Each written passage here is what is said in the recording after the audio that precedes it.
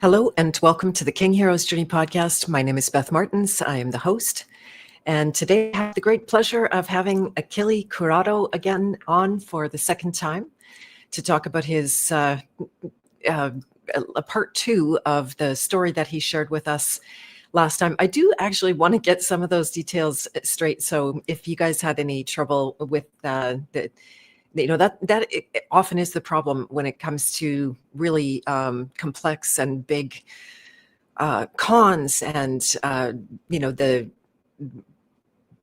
there can be just so many details and such big stories. I've seen survivors of those things have a hard time communicating about it, which Achille did not. I've got him in the back room right now, and I just wanted to make sure you guys know who he is. He's born and raised in London, Ontario, a fellow Canadian. He began his career as a youth worker in a maximum security facility for young offenders, where he worked for 7 years. Driven by a desire to serve his community, he joined the London Police Service in 1998. And over nearly 2 decades, he worked as a patrol officer. He was in recruiting and training. So really understand he was within the detective office as a crime analyst, in intelligence as a report auditor. And these roles gave him a rare multi-layered perspective on how policing operates from the inside, across culture, hierarchy, power structures, and accountability systems. So this interview is a continuation of his, what I consider to be an essential conversation about power, perception, integrity, and the realities of our institutions out there. So without further ado, I'm bringing Achille on. Hello and welcome, Achille. Hey, Beth, how are you? Thank you for having me back here. You're very welcome. Jackie K, welcome. Nice to see you. Help me share this out as usual. The shadow banning around this world. Oh, I'm trying not to go into futility, a sense of futility or not caring or apathy that's what they want. But I'm just going to keep going and see what happens regardless. We'll be behind you, Beth. Thank you. I appreciate it. And so, yeah, wow. It really is mind-blowing what you have been through. It's even more mind-blowing that you're here talking about it in such an even way. That's what I was left with from our interview the first time around, that there's so many directions people can go in when they are purely victimized, especially starting out with good intentions and wanting to serve. So our system can really take advantage of and eat those people up and spit them out and not care. So good on you for having such a clear disposition and humble nature. Well, thanks, Beth, for saying that. I do want to say thank you as well for Beth gave me a session. And if you've never had a session with Beth, I would highly recommend it, because it's a very, very powerful experience. And I just want to say thank you for taking the time to do that. And I truly, truly appreciate that. And you're very, very welcome. Thanks. Yeah. Hidden agenda. I'm here for the King Heroes. And there's a lot of knocks against them being a strong, dare I say, white guy. It's not exactly stacked in your favor right now. I guess it's not. And I guess the first thing I wanted to say before we get too into things, I just wanted to say, like, I don't want to sound gripey in regards to like the last podcast. And I don't want to be like one of those guys is going to say, hey, defund the police because, the police is bad, whatever. That's like the furthest thing I'm going to ever say. That is ridiculous to hear, because you need the police, especially now in our time, in this era. We have a lot of people who have issues and a lot of violence and fear and what have you. And I would actually take the opposite stance. You need to actually give more funding to the police, especially the first line, the street officers and so forth. Now, I would argue you need to restructure the police, and there's some really, really major issues with the policing the way it is now. But by no means am I saying to defund the police. And, like the frontline officer that you meet on the street, they're usually so stressed and they get treated like crap. A lot of those people are really good people. I've worked with tons of them that just really want to help. They want to catch the bad guys and they want to have some excitement, whatever. But they do want to help the public. And they just don't have the support. And then they get drawn into this culture of like lies and deceit and, the corruption I spoke about last time. And becomes normal, right? It becomes normal to behave that way, to, separate yourself from society, us versus them, kind of attitude. And you get kind of drawn into that. But I know a lot of great guys and women, people that are police officers. And I guess that's my main message. I guess my message, I want it to be, let's shed light on it. Let's recognize it. I don't know what we're going to do about it. I'm not smart enough to tell you how we're going to restructure that. So we bring in natural law and people's inalienable rights to be, to live. That is like, we're the furthest thing from that right now. And we can get into that if you want, but I just want to make sure that, that we definitely need police. We definitely need to support these people. We definitely need to, especially the frontline officer that's dealing with everything. The pressure that they're under is insurmountable sometimes. But there is some major issues with the way policing is run today. So I'll just start off with that. I just want to make sure that that message was kind of out there. And just to emphasize it, we're not here to like bash and demonize and point the fingers. And we were saying, it's so easy they want us polarized. They want you for police or against police. They want you for the medical system or against the medical system. And, as much as I don't go for poison injections and I won't go for tests anymore, and I certainly won't go for any treatments of something that I know more about in my body, but that doesn't mean that, what if I get hit by a car and I need an ambulance? Boy, am I going to be grateful for the public system that with a single phone call, I can have somebody at my door or at the site of the accident.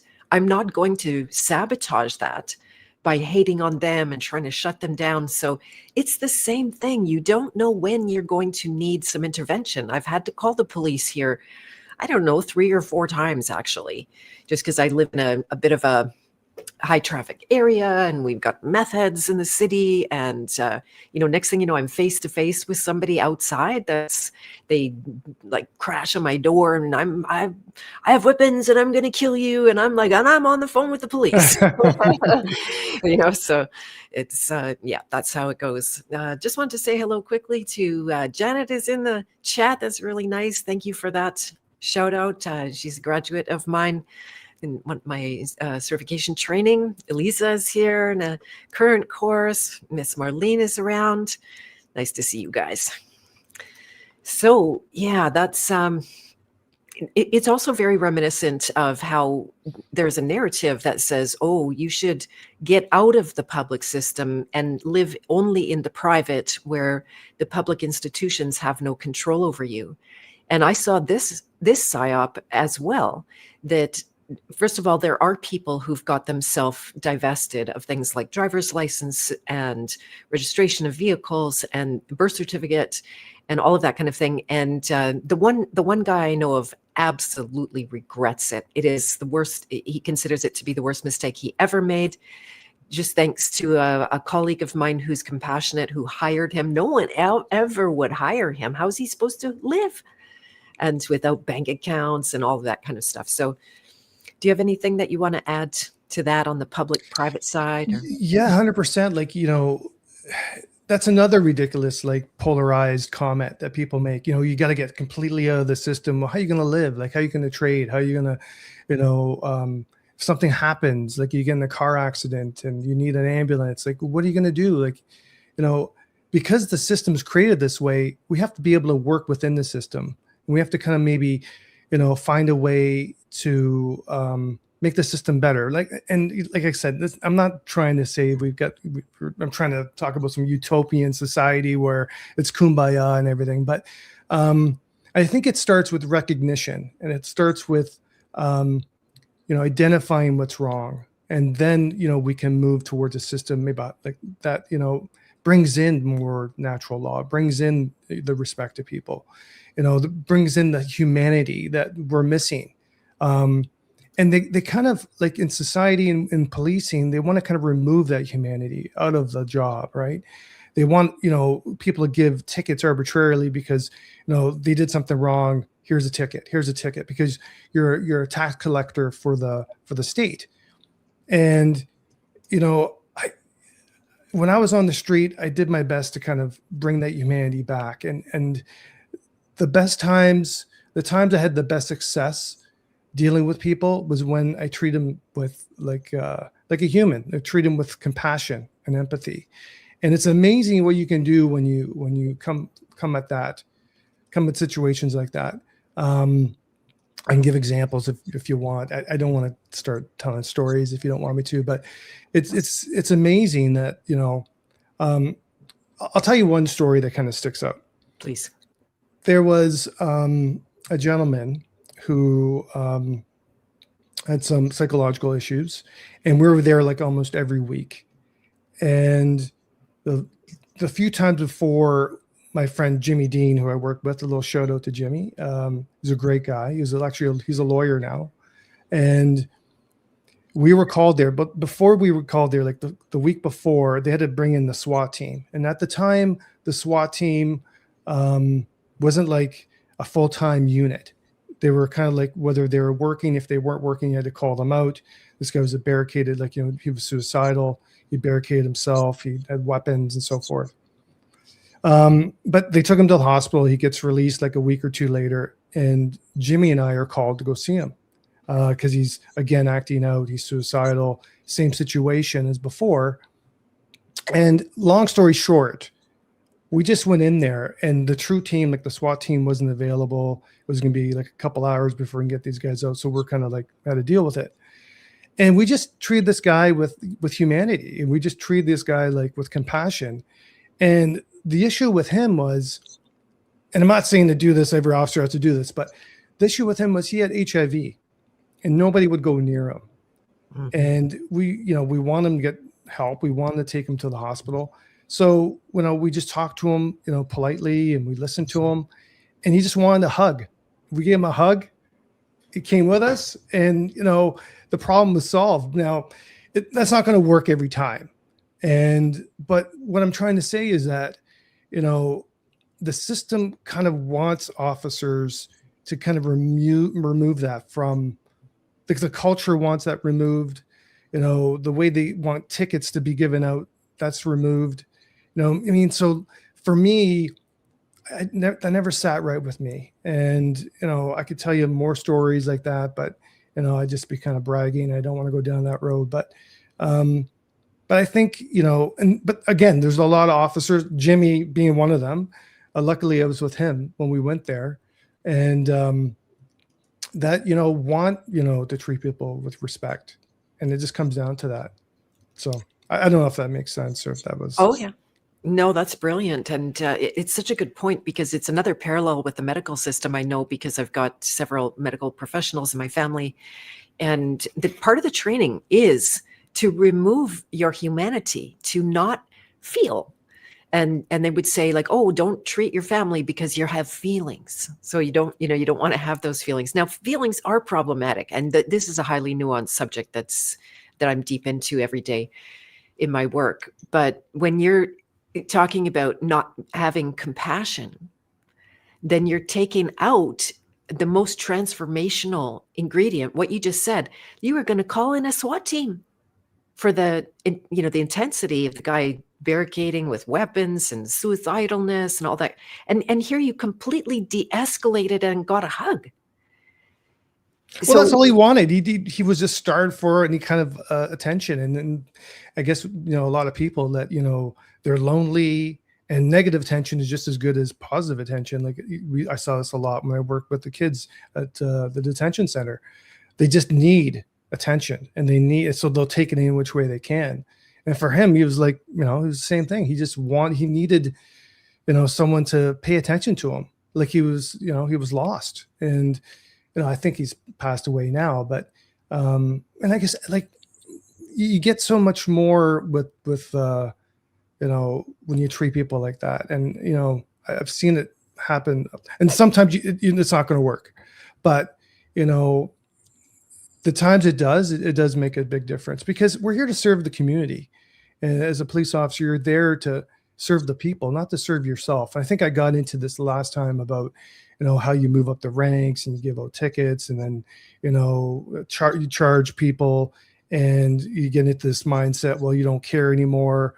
And then a lot of police have the mindset, oh, he's just a criminal, I'm going to charge him anyway because it's a stat for me, and I'm catching him for something that, we didn't, from something else. And I don't care if it's, the charges are going to stick or not. And that's wrong. Like, when you have that kind of subculture, it's not good for anybody involved. Right. And again, before, I think I was talking about situations where police officers, like I was giving a couple of examples of my one friend that was charged, and he was investigated, and they charged him without wanting to look at the truth. And the funny thing is that this becomes so like overwhelming, like it consumes people. This kind of attitude is that one of the persons that was investigating my friend, they worked together, they were friends, and they, like, this person should have known like the character of the person, of my buddy, but it didn't matter. Like, when you get locked in on something, when you get locked in on, your career, and you're being told to do something, you throw all those things away, and that's wrong. Like, anyway, I don't want to get too far down that road. If you want to kind of steer the conversation in a different direction. No, that's totally fine, and that's what's wrong. That when people are making their decisions, why would a cop agree to only, to give tickets when it's not always necessary, or to bring the SWAT team when it might not always be the answer, or to, have the hunger to move up the ranks? That, like, what is that appealing to in people? And I'll answer it first, and you can share your experience with it. Is that we hunger, and back to the example, we hunger for, one of the main things we hunger for is the love and approval of people around us that we probably were starved for. The very same program that says that you must fear for and that you lack this love and approval does exactly what you said. It can flip into wanting disapproval, because it's a form of fake love, and it's better than no love at all. So it doesn't satisfy, but according to the programming, you can be driven that way to, to do all the wrongs. Anybody who's raised a child knows that they'll resort to that. If they can't get the good love, they're going to get the bad love. That's no love at all. So yeah, that's, and then, yeah, what do you see is the difference between the people that could choose against their income, against their relative fame, and moving up in a career for the sake of just your own pure intentions? What's the difference between those two kind of people in your eyes? Well, that's a good question. You put it very well. Like you said it very very directly there in regards to approval. And that, what came to my mind when you were saying that was, officers who are trying to promote themselves. And, for example, the person that investigated my friend there, she wants the approval of the higher ups. She wants to say that she did a good job, or, there were a couple of officers that were investigating, and that's a dangerous thing when you have that. I mean, you're going down a very kind of like, you're going down the wrong path that way. But I'm sorry, what was the rest of the question there? Just, what do you think is the difference between the person that could hold on to their integrity, even though it means that they're not going to get ahead, and the person that can't? That means a career where you're not going to get what you want. You might get recognized. There's some people that do still, hold on to their integrity for the most part, but you just don't go anywhere. Like, you're not going to be the chief of the police, or you're not going to be an inspector, because you need to play the game. And if you don't play the game, then it's I'm just getting some feedback here. Let me just see if I can. All right, I think that's better. Okay. So do you think it's a guarantee that if somebody is an inspector or I don't know the ranks. I'm not very good at that, but has moved up, that they are compromised. Do you think that's a fair assessment without judgment? I can't say all of them. Mhm. I've known some really good people who've moved up the ranks. But at some point you have to compromise yourself. At some point you have to put your career ahead of other people and ahead of the community. Like, a lot of people, there's a lot of lies that go on. Um, there's a lot of cover-ups. And the sad part is, when somebody, comes forward and they point something out, and they sue the police or something, sue the city. They use taxpayers' money to cover up the crimes or the wrongdoings of the officers. Mhm. And you'll never know, because everyone signs an NDA. So you never know what that was or the outcome of it.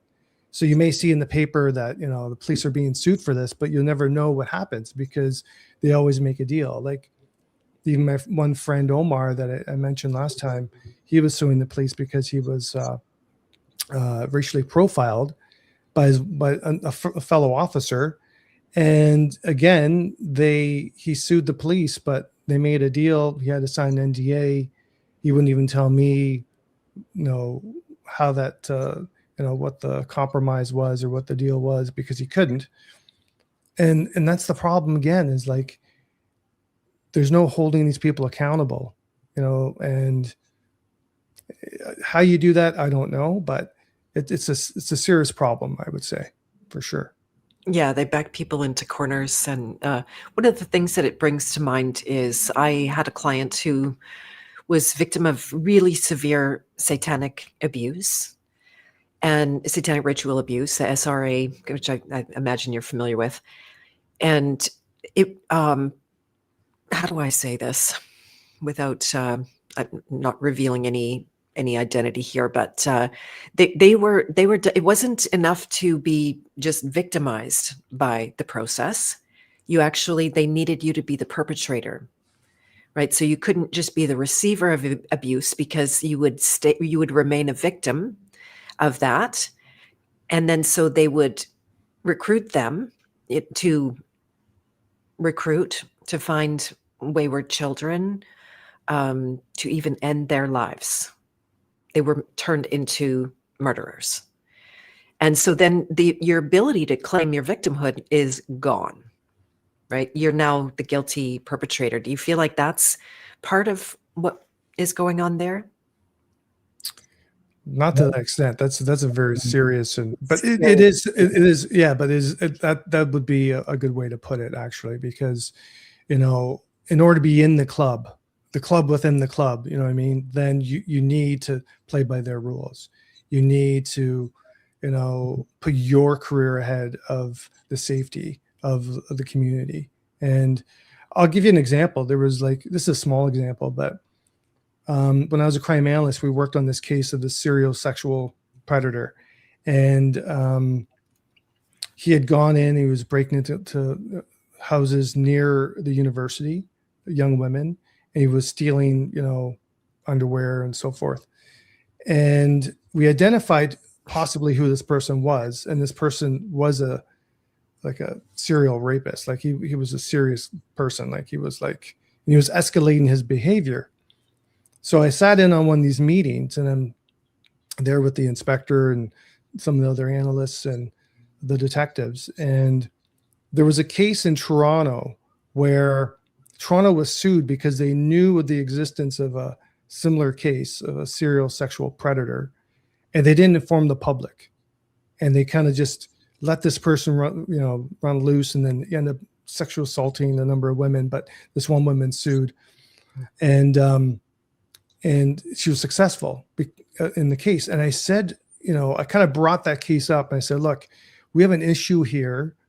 We have an issue. We have, like, a duty to inform the community that this is going on. You know what I mean? But the inspector would have nothing of it.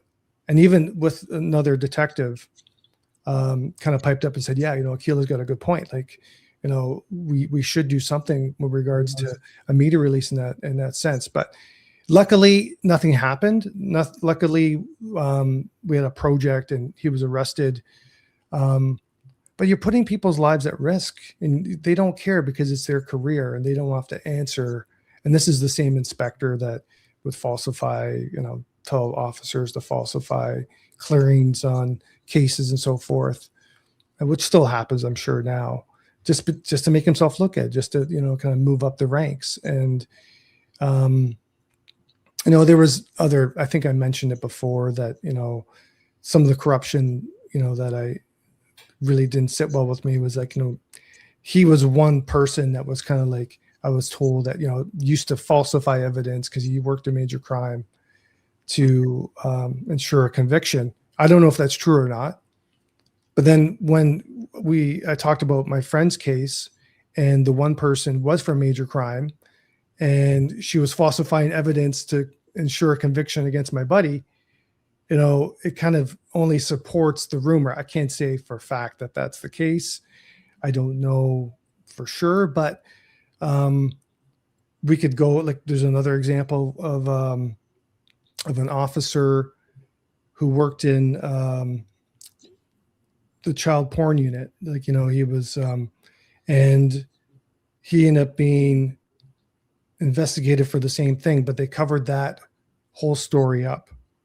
And so he was in the ranks, he was in the department. I don't want to get into it too much unless you really want me kind of, suss out the facts of the case. But what happened is even though another agency came in, and this is, you can look it up in the paper, there was an article that doesn't really talk about it, but if you know where to look, it'll talk about it, where they kind of totally mismanaged the case to the point where even if they were going to lay charges, it wasn't going to be successful. And there's an article that says what happened was they didn't file a return to justice. So when you execute a warrant, you have the grounds of the warrant, and then once you execute the warrant, you have a certain period of time, and to file a return to say, this is what we found, this is what we're looking for, and this is what we seized, and you're asking permission to maintain that property, possession of that property, and that was never done. And so I can tell stories and stories and stories if you want, but I think the main point here is that when you have a mindset, and I think the last time I kept referring to, it's the same mindset. I think, when you look at the corruption and politics, corruption in corporate America, but when you have that mindset, it's a very dangerous thing, and you're feeding into energy that is not helpful or of the light or whatever you want to say, but it's very dark. And I don't think people even realize that they're doing it, because they just kind of rationalize it and say, oh, well, this is just the way it is. Like, do we think Justin Trudeau really cares about what we think? No, like, he committed all the crimes. He should be investigated. Guy should be in jail, in my opinion. But, he doesn't care because he thinks that's the way it should be. He thinks he's justified because, I can't speak to him, but I can only assume that he thinks very little of society and our rights. Mm-hmm. And, mm-hmm. I don't want to really get too down that rabbit hole unless you want to, but so it's the mindset. And I think, we really need to be cognizant of that, where our mind is, where we put our energy, what, as a society, what we're doing. But again, like, who am I? I'm just an ex-cop that was charged, and what do I know? You know what I mean? Like, you have a very unique perspective, and it's interesting when you were talking about that the child porn thing, because I had just made a note to ask you about pedophiles. Do you think that they are equally rampant? That's the truther story, is that they're infesting all of our power structures, from the highest, Justin Trudeau's, to the who knows in power and authority. And this is something that, say, one of my colleagues was telling me, the fellow that did some editing in my book, that he got the attention of some guys in a not in a formal power structure of any kind, but they were powerful, and they were sort of romancing him, you could say, like, oh, you're great, and we want to do this with you and do that. And so they gave him a trip in a nice place, and they were all around. The next thing you know, they start throwing a 10-year-old girl into the mix, and then she's in the pool with him, and then she's doing stuff, and he had to like outright stop it and reject it, and then they didn't like him after that, because it seemed very obvious they were trying to get him compromised so that they had some power over him. I have no problem believing stories like that, because the thing is, I've seen it in this situation, even another situation where I directly witnessed it. There was a city councilor whose son was distributing child porn. He had, texted all these photos of this one girl, and the ex-chief called, and with one phone call, those charges were dropped. And it's that mindset. So they think they're above the law. So when you have people of power and politics, again, about the compromising, that's how they move ahead. And I think I have no problem believing that, because even on this, like low level, just a street officer at the time. Well, actually, I was in the crime analyst office at the time, witnessing all these things that were going on. I can just imagine what happens at the upper levels. And I'm a conspiracy theorist, so I've read a lot about that as well. Epstein Island and how they compromise people, and so if they ever step out of line, they're going to release this information. Hollywood's rampant with that kind of stuff, and that's what I'm saying. Like, that's what there's a lot of correlation between those people and Darko, the guy who conned me, because when I looked at Darko's phones, I had to analyze his phones when we got disclosure. So my lawyer's like, a quick recap for anyone that's not familiar? So Darko was the perpetrator in your life. Yeah, so he was the one that conned me. So I was so fed up with the corruption in the department, and I had a way out. I applied to law school. I finished my first year. And then Darko entered my life. And then he was, prior to him meeting me, he had pretended to be a doctor in Windsor for 2 years, and had, defrauded people there. And so then he met me and pretended he was an engineer, and then, introduced me to some lawyers that he said could, help oust the lawyers. Right? Yeah. Him being a lawyer, but and if it's a long convoluted story. I don't know if you have time to rehash that whole thing, but so then he made me believe that I was actually dealing with a number of lawyers and people to kind of expose some of the corruption within the department, whereas it's just him, catfishing all these people, catfishing me, whatever. And but Darko has, when I had to review, like after I was charged for breach of trust, and what happened there was I was given information out what I thought was going to a good cause to oust the corruption. It was actually going to Darko. And so, quick interruption. Do you feel like Darko and your department were related in some way? Related in what way? Like That's interesting. There's a collusion. Well, there's a lot. I don't know. Like, the thing is, there's a lot of like unknowns with Darko. Like, nobody knows, just on the side note, who this guy really is. He came from Ottawa, allegedly. He went to school in St. Thomas and in London. And so the police, I read the report. So the police actually went to the school, and they said, to one of the schools he went to, and they were given the name of the mother and the father. Now, the mother is Nada Jovanovic, which is his mother that lives with him, that probably trained him. And then they said his father was, I think, I won't say his full name because I don't want to implicate him if he's innocent here. But his last name was Goldberg. So the police went to go see this guy and said, okay, well, we're doing an investigation on your son, or your son's involved in something. And this person said, I don't know who you're talking about.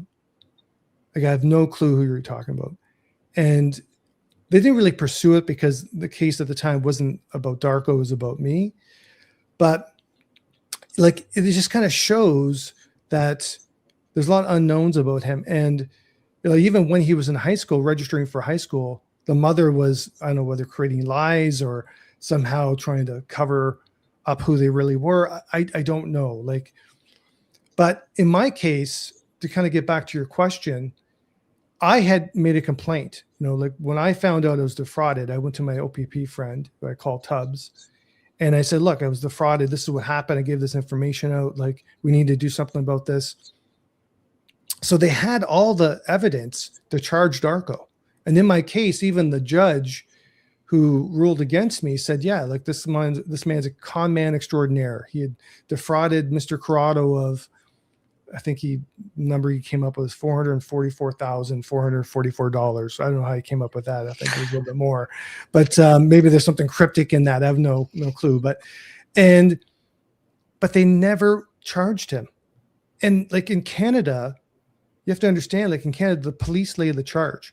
It's not like in the States. That's why if you have a domestic assault and you have an independent witness that's seeing the domestic assault, even though the victim doesn't come forward, you can still lay a charge based on the evidence of the witness. And if you have grounds to lay a charge, you can lay a charge, barring discretion. But in my case, they wouldn't charge him. And I have no clue because there's a lot of holes in my case, and we can spend another 3 podcasts talking about that. But so there's a lot of question marks there. And I don't know whether, I don't think it was like direct collusion, but in my case, what happened was, and I think I mentioned in the other podcast about an affidavit I wrote exposing the corruption. And there are 3 copies. And one was a rough copy of a kind of watered down version. And then I made a finalized copy of that because I sent it to the fake lawyer, Juliana, who wanted me to kind of rewrite it and take some things out. And that was kind of based more on, for some reason, the promotional aspect of policing. And it did talk about some corruption, some ex-chiefs doing things and so forth. But then there was a 3rd copy that was handwritten, I think I mentioned. And the handwritten was really damning. It was talking about like, pedophile case, all sorts of stuff that was going on there. And this is like what I knew to be true, or I believed to be true, not based on what Darko told me, but what I knew. So before they executed the warrants at Darko's house, they met with Darko, or Darko reached out to them. And so Darko gave them 1 copy of the affidavit. I think it was the watered down version. And he told them, even in the interview, I read the transcript of the interview.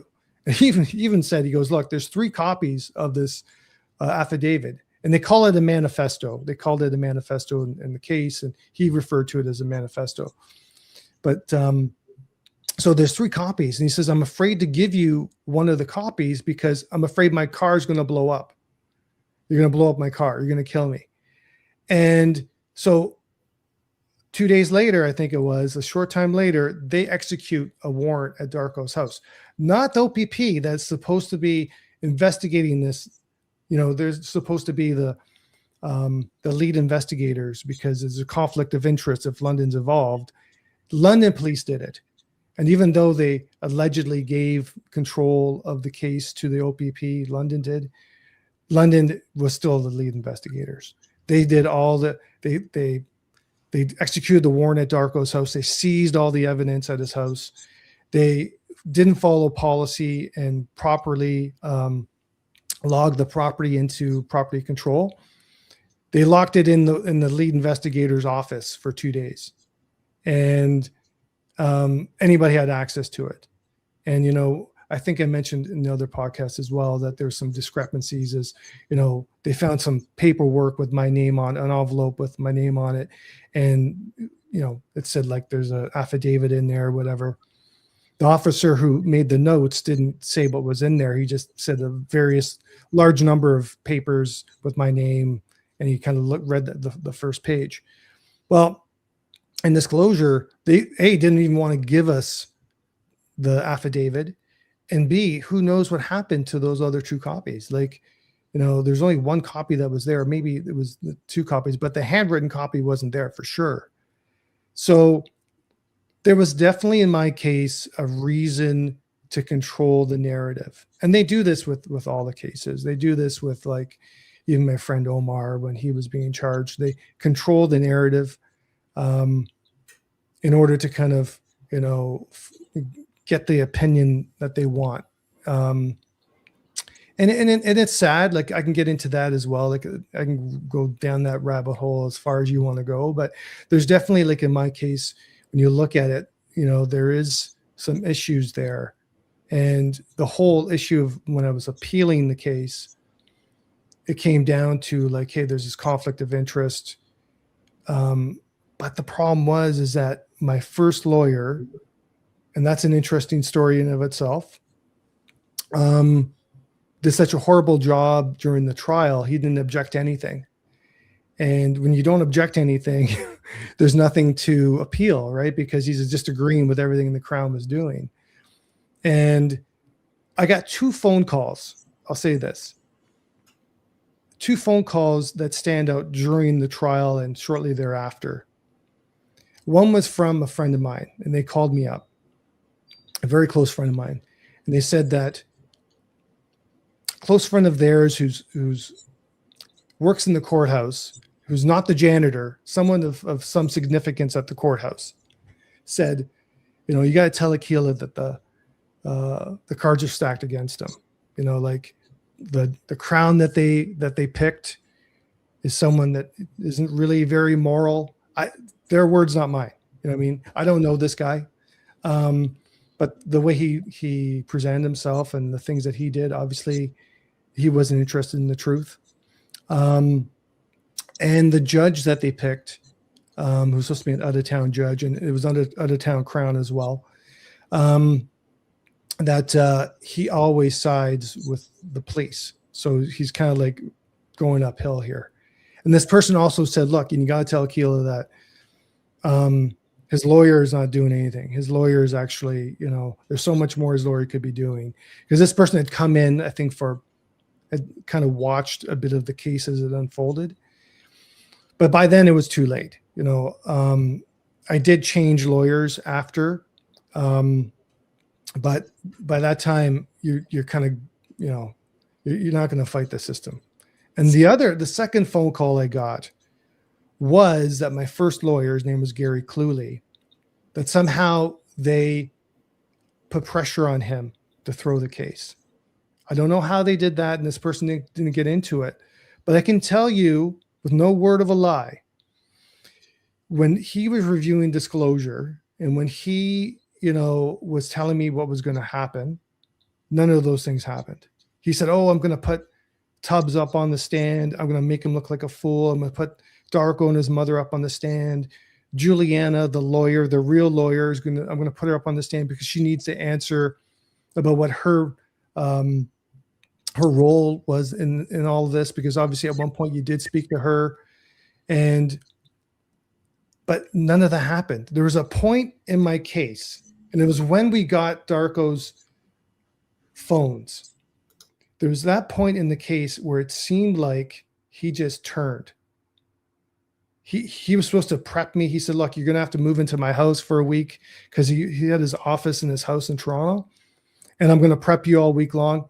He didn't do that. Like, the week before the trial, we had an expert witness who was reviewing some of the electronic evidence, the phones and so forth, and found some discrepancies and said, look, we need more time. Like, this is, we need an answer to all this. There's files missing and so forth. And he would have nothing of it. He didn't want to put in, an adjournment. So I had to bring in I had to actually bring Jimmy Dean in, my buddy, to try to bring the motion forward about the adjournment. And Jimmy, because we couldn't get a hold of the expert witness, the judge turned down the adjournment. He said, no, you can't give me solid evidence as to why we need to adjourn this case, what the evidence is, what's missing. And Gary could have came forward and said, no, like, I know what happened. Like, he wouldn't even cooperate with the expert witness, like I said. So he could have came forward and said, yes, like this is what happened. This is the information. But he just sat there, and I turned to him and said, look, aren't you going to help Jim out? And he said, there's no, he just, and it just leads me to believe that there was a lot going on here, that behind the scenes, that I was fighting a battle I wasn't going to win. And by the time, I filed the appeal, we filed an abusive process motion.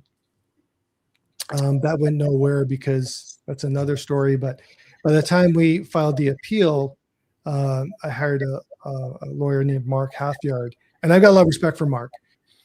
But Mark was just, he was straight up. He's like, look, it's going to cost you a lot of money, hundreds of thousands of dollars to try to put in fresh evidence. We do have a good argument about the conflict of interest. You have to weigh the pros and cons. Gary didn't, object to anything during the trial. There was even one of the reporters, the crime reporters, was in the audience, who I later interviewed for, he interviewed me for the Darko case. And he wrote some of the articles in the Free Press. And so he even came forward and said, look, that was like the worst performance ever I've ever seen of a lawyer. Like, he didn't do anything, and he didn't. He just let me, he hung me out to dry. And that's the thing. Like, he didn't prep me. He actually berated me before the trial, saying that he was trying to push me to take this deal. And I said, I'm not taking a deal. Like, I know what's going on here. But he actually, he berated me so much that I just left. Like, that's all I could do was leave his office, leave his house. And he didn't prep me anyway. So I was there for like an hour and a half, thinking that I was going there to A, that we could file this adjournment, and B, that we were going to prep for trial. And he never prepped me at all. So I was up there kind of with, just kind of lost, because even at the beginning, even after Jim had presented the adjournment, the request for the adjournment just before the trial started, the judge turned to Gary and said, are you prepared to move ahead now? And Gary says, yeah, let's do it. Let's go ahead. And I was like, no, we're not. You didn't prep me. He didn't bring any of the paperwork. He had my sister going to the photocopier, printing things off for him, because you didn't prep. You didn't do anything. So I don't want to sound gripey about this whole thing, but my point is that there was a lot going on behind the scenes that there's no way I was going to beat that. I tried my best. I tried to, but, and I can get deeper and deeper into it. But again, maybe our time is better, spent, talking about other things that are a little bit more productive. But I can, like I said, I can get into that as much as you like. Yeah, it's that's crazy. A lot of head shaking. You can tell I'm doing over here. I'm sorry you went through all that. It must be incredibly difficult, because there's, it's a gaslighting process, right? You're going in with certain expectations, and your heart's pretty pure, and then you don't want to be suspecting your own lawyer that you're paying for sabotaging, actively sabotaging that. I mean, it does, just from an outsider's perspective, sound like a collusion to me. But well, and like I said, I can't, all I can say, I got these phone calls, and these people called me. I wasn't reaching out to people asking for evidence or whatever. They called me and offered the information to me. And based on what I saw, I can only agree with them. I mean? I can only say there's something to that. But anyway, we can, there's a lot more to that story, that part of the story as well. But like I said, it just depends what direction you want to kind of point me. I'm just curious also, there's a private message for you here on StreamYard, if you want to look at that, and just kind of what was the ultimate outcome for you in what did you end up having to suffer, if you can talk about it or not? I don't know. Yeah, well, I was sentenced to 15 months house arrest, which was probably the best case scenario I was going to get. I could have easily got jail time. but at some point, maybe the judge did, give me some leniency in that way. What was the crime again? What was the charge? Breach of trust. Breach of trust. The main crime is, pardon me? Can you unpack that for us? Well, the breach of trust is me. I was charged with, okay, this is the weird thing about the charges too. I was charged with breach of trust, conspiracy to commit breach of trust, but I'm the only person charged with that. Like, who's my co-conspirator? It was supposed to be Darko, but he was never charged with anything. And then I was charged with obstruct, because at one point I was trying to, which happens all the time. Like when you have an informant in cells, you kind of go to the investigating officer, if he's an informant of yours, and say, look, I don't want you to drop the charges, but do you mind just releasing him on conditions if you can? Because he's working with me on something and he's my informant. And if it's a very, really, really serious case, then maybe like if he's charged for shoplifting, you kind of get the charges dropped, whatever. But that wasn't the case in this. So I was trying to, because this person, I was told, was part of one of the witnesses that were going to help oust some of the corruption. He was in cells. That I went to the investigating officer, said, hey, do you mind just maybe see if you can release him? And they end up charging me for obstruct because of that. And what is a breach of trust? Sorry for my ignorance. Also, breach of trust is because I gave out information, sensitive information out that I shouldn't have. Okay. And so that's the breach of trust part of it. Right. That's the easy kind of simple version of what a breach of trust is. Okay. Yeah. What was the information that you gave out? Please forgive me for the not. Oh no, it was like CPICs. It was like records, local records, and so forth. That I was giving to the lawyer. Yeah. And to Darko in regards to people who were being targeted by the police, and Juliana, the lawyer, needed some information in regards to the records and so forth. But in the end, it was just going to Darko, and Darko was, and that's how the investigation started about me, is because one of the guys in their drug unit, one of his informants had given them one of the CPICs that I had given to Darko and said, look, someone's, giving out information here. And an interesting point about this whole thing is, like, again, I don't want to sound too gripey here, but when I was charged, this kind of segues into everything. When I was charged, I got another phone call from a buddy of mine in the department. And he said, look, the reason why they're targeting you is because you wrote a manifesto and Darko had given it to them when he was interviewed. And at that time, I didn't know what disclosure was. And I didn't know that they referred to the manifesto, my affidavit, as the manifesto.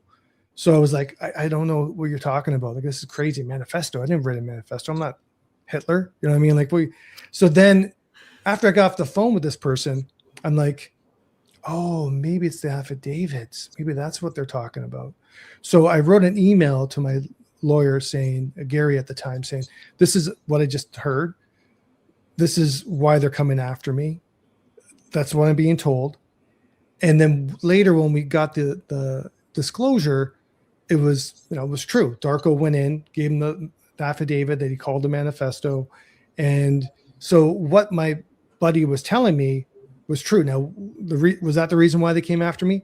I would probably say yes, because what was in those documents is not very good for the police department. And again, this was my experience, not because Darko had elaborated on a lot of like conspiracy corruption stuff about the chief being involved with one of the head organized crime members in the city. May or may not be true. I don't know. But Darko obviously took that and ran with it. But what I wrote down was very damning to the police. And as an example, there was another officer. Could I ask one quick question? But I want to hear the example. Were you aware of doing something wrong by those standards? Like, were you aware of breaching trust? Well, the thing is, for me, I didn't think I was breaching trust in the sense because, like, this lawyer, Juliana, said that she was working with a team that she trusts with the OPP and RCMP. And so like she would like text me at like 10 o'clock at night saying, I need this because I'm working on the case. Can you send it to me? And, you know, because a couple of times I had a conversation with her, like, why are you asking, you know, getting this information from, you know, from your other sources? And some of it's local records, and the local records, the OPP doesn't have access to unless they file like a form through CPIC, and then it gets filled through CPIC. So there's a kind of a trail of it, whereas it'd be kind of flagged. So whereas if I was doing it, then there's no real trail because I'm in front of my computer. I'm running names all the time as an auditor and so forth. So does that answer your question? Yeah. It sounds like you were tricked. Yeah. And you know what, like, I got to take responsibility for what I did. I should have like definitely, you know, been more aware, but this is the whole thing about being conned. Like I mentioned this before, what works for me may not work for somebody else. And the con, like the psychopath in these kind of situations, they see where your weaknesses are. They see what matters to you. They see how they can push your buttons. They're gonna gaslight you. They're gonna do all these things, you know. And you know, and at the time, my friend had gone through his issue. My other friend Omar had gone through his issue. I had witnessed all the stuff that was going on. I was just sick of it. And Darko knew it. And Darko knew I was trying to get out. Darko knew how frustrated I was about the justice system. And so he used that against me. And he did a great job. I got it. And you know what? You got to understand, like Darko, he went on, and I don't know if anyone read the article, but he went on to pretend to be a DOJ attorney working for the Trump team. And he had all these people on X believing that he was this ex-DOJ attorney living in Ottawa. And I remember getting the phone call from one of the Dale Crothers, one of the reporters from London Free Press when I was on house arrest. And he's like, do you know what's going on? Do you know what's going on with Darko? I'm like, I have no clue what you're talking about. So I went on one of these X spaces, and all these people were talking about how like Darko was giving them, you know, counsel on some of their legal issues. He was hosting spaces, some of the largest spaces on Twitter, talking about Israel and Palestine. And he was hosting them with other attorneys and other like politicians. And they were like, he was like, had them all fooled. And he actually ended up hosting the largest Twitter space with Elon Musk. He co-hosted it with Elon Musk and Alex Jones and a few other people. Wow. And that's what got him caught, actually, because at first he didn't have a photo of himself, but his ego and pride, I guess. So he ended up and he went by BZ. I can't remember what it stood for, but whatever. And so he took a photo of himself with a cigarette in his mouth, and he tried to really fade it out. And so you could barely see who he was. But obviously he wanted the recognition, whatever. And that's what kind of ate him alive, I guess. And so one of the reporters, one of the people doing some fact checking on the big Twitter space with Elon Musk or whatever, was seeing like who's all these people involved. Like she's doing her due diligence and found out that it was Darko Jovanovic. And then, you know, there's an article in the paper, London Free Press, that speaks about it. And I don't know whether he was ever charged for that either. Like he was conning people, because when I was on this Twitter space, people were crying. You know, they thought Darko was his friend, were their friends, and he had helped them with legal advice. And that's what I mean. Like, it's not always about money with these people. It's about power and control. And that's why I kind of relate it to politics and the government and corporations and policing, because when you give people that kind of power and control, you know what I mean, it draws these characters in. And for him, even with me, it was about power and control too. Like, he had my money. Like, you know, he just wanted to twist things around. He wanted me like running around. And there's a lot of lessons I learned from that. Maybe we can get into that after. But Anyway, I don't know if I kind of got off tangent here, telling too many stories about, like, even Darko. I'll give you one more kind of quick little story. Mm-hmm. Even just before the trial, my trial, and even like a couple days into my trial, Darko emailed me. He texted me, then emailed me from one of the fake accounts, and he wrote this note, pretty much saying, "If you give me $500, I'll send an I'll mail in, like I'll give you a written confession.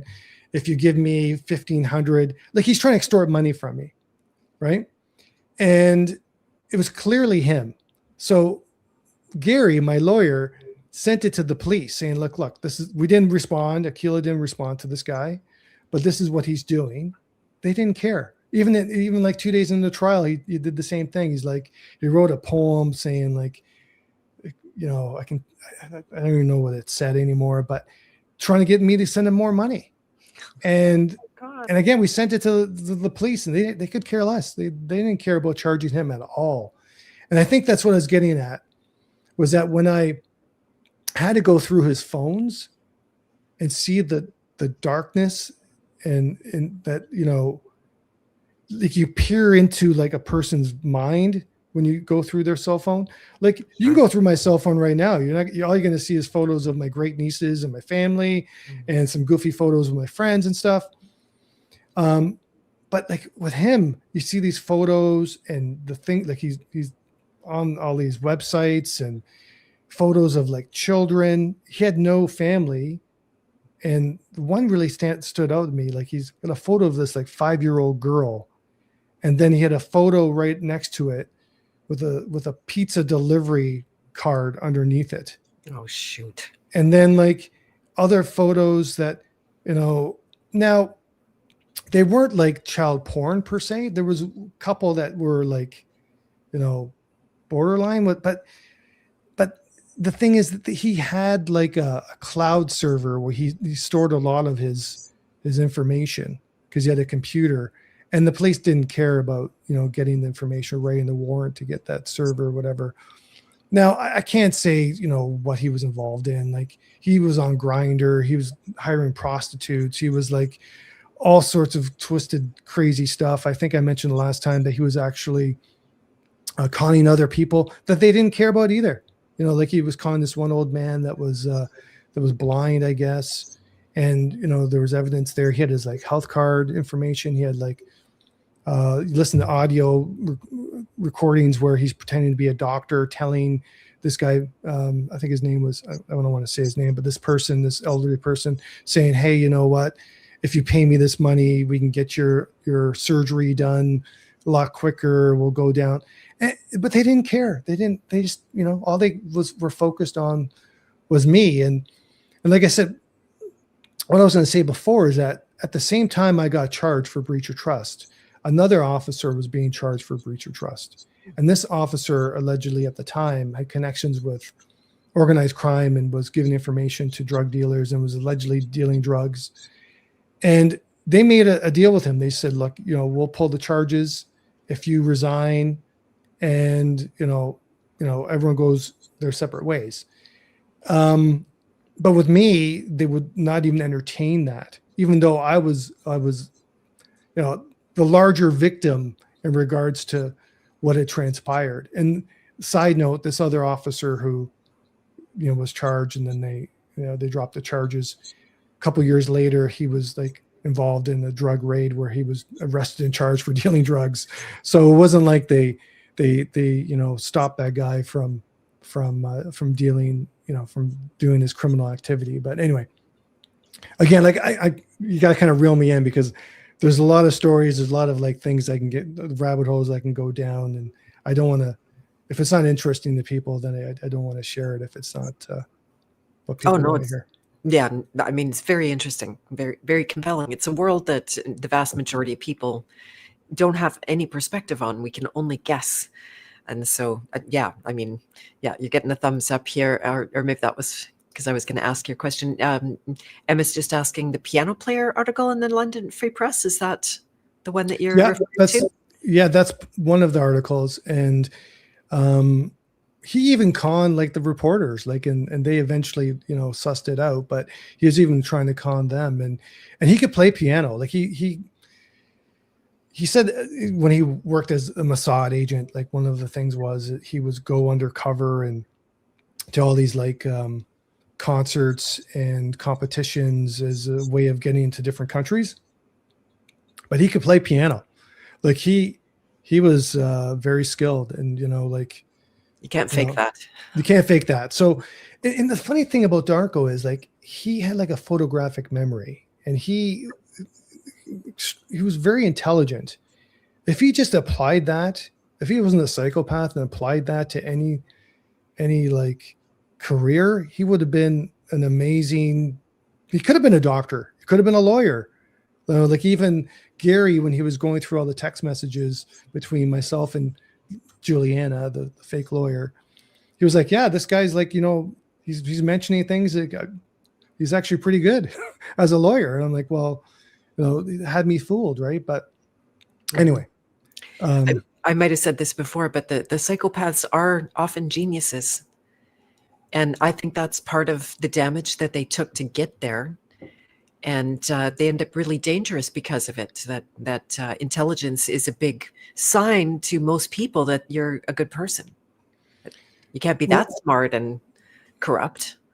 Well, exactly, and he's able to track all the lies, obviously he was a drinker, and obviously eventually he was found out.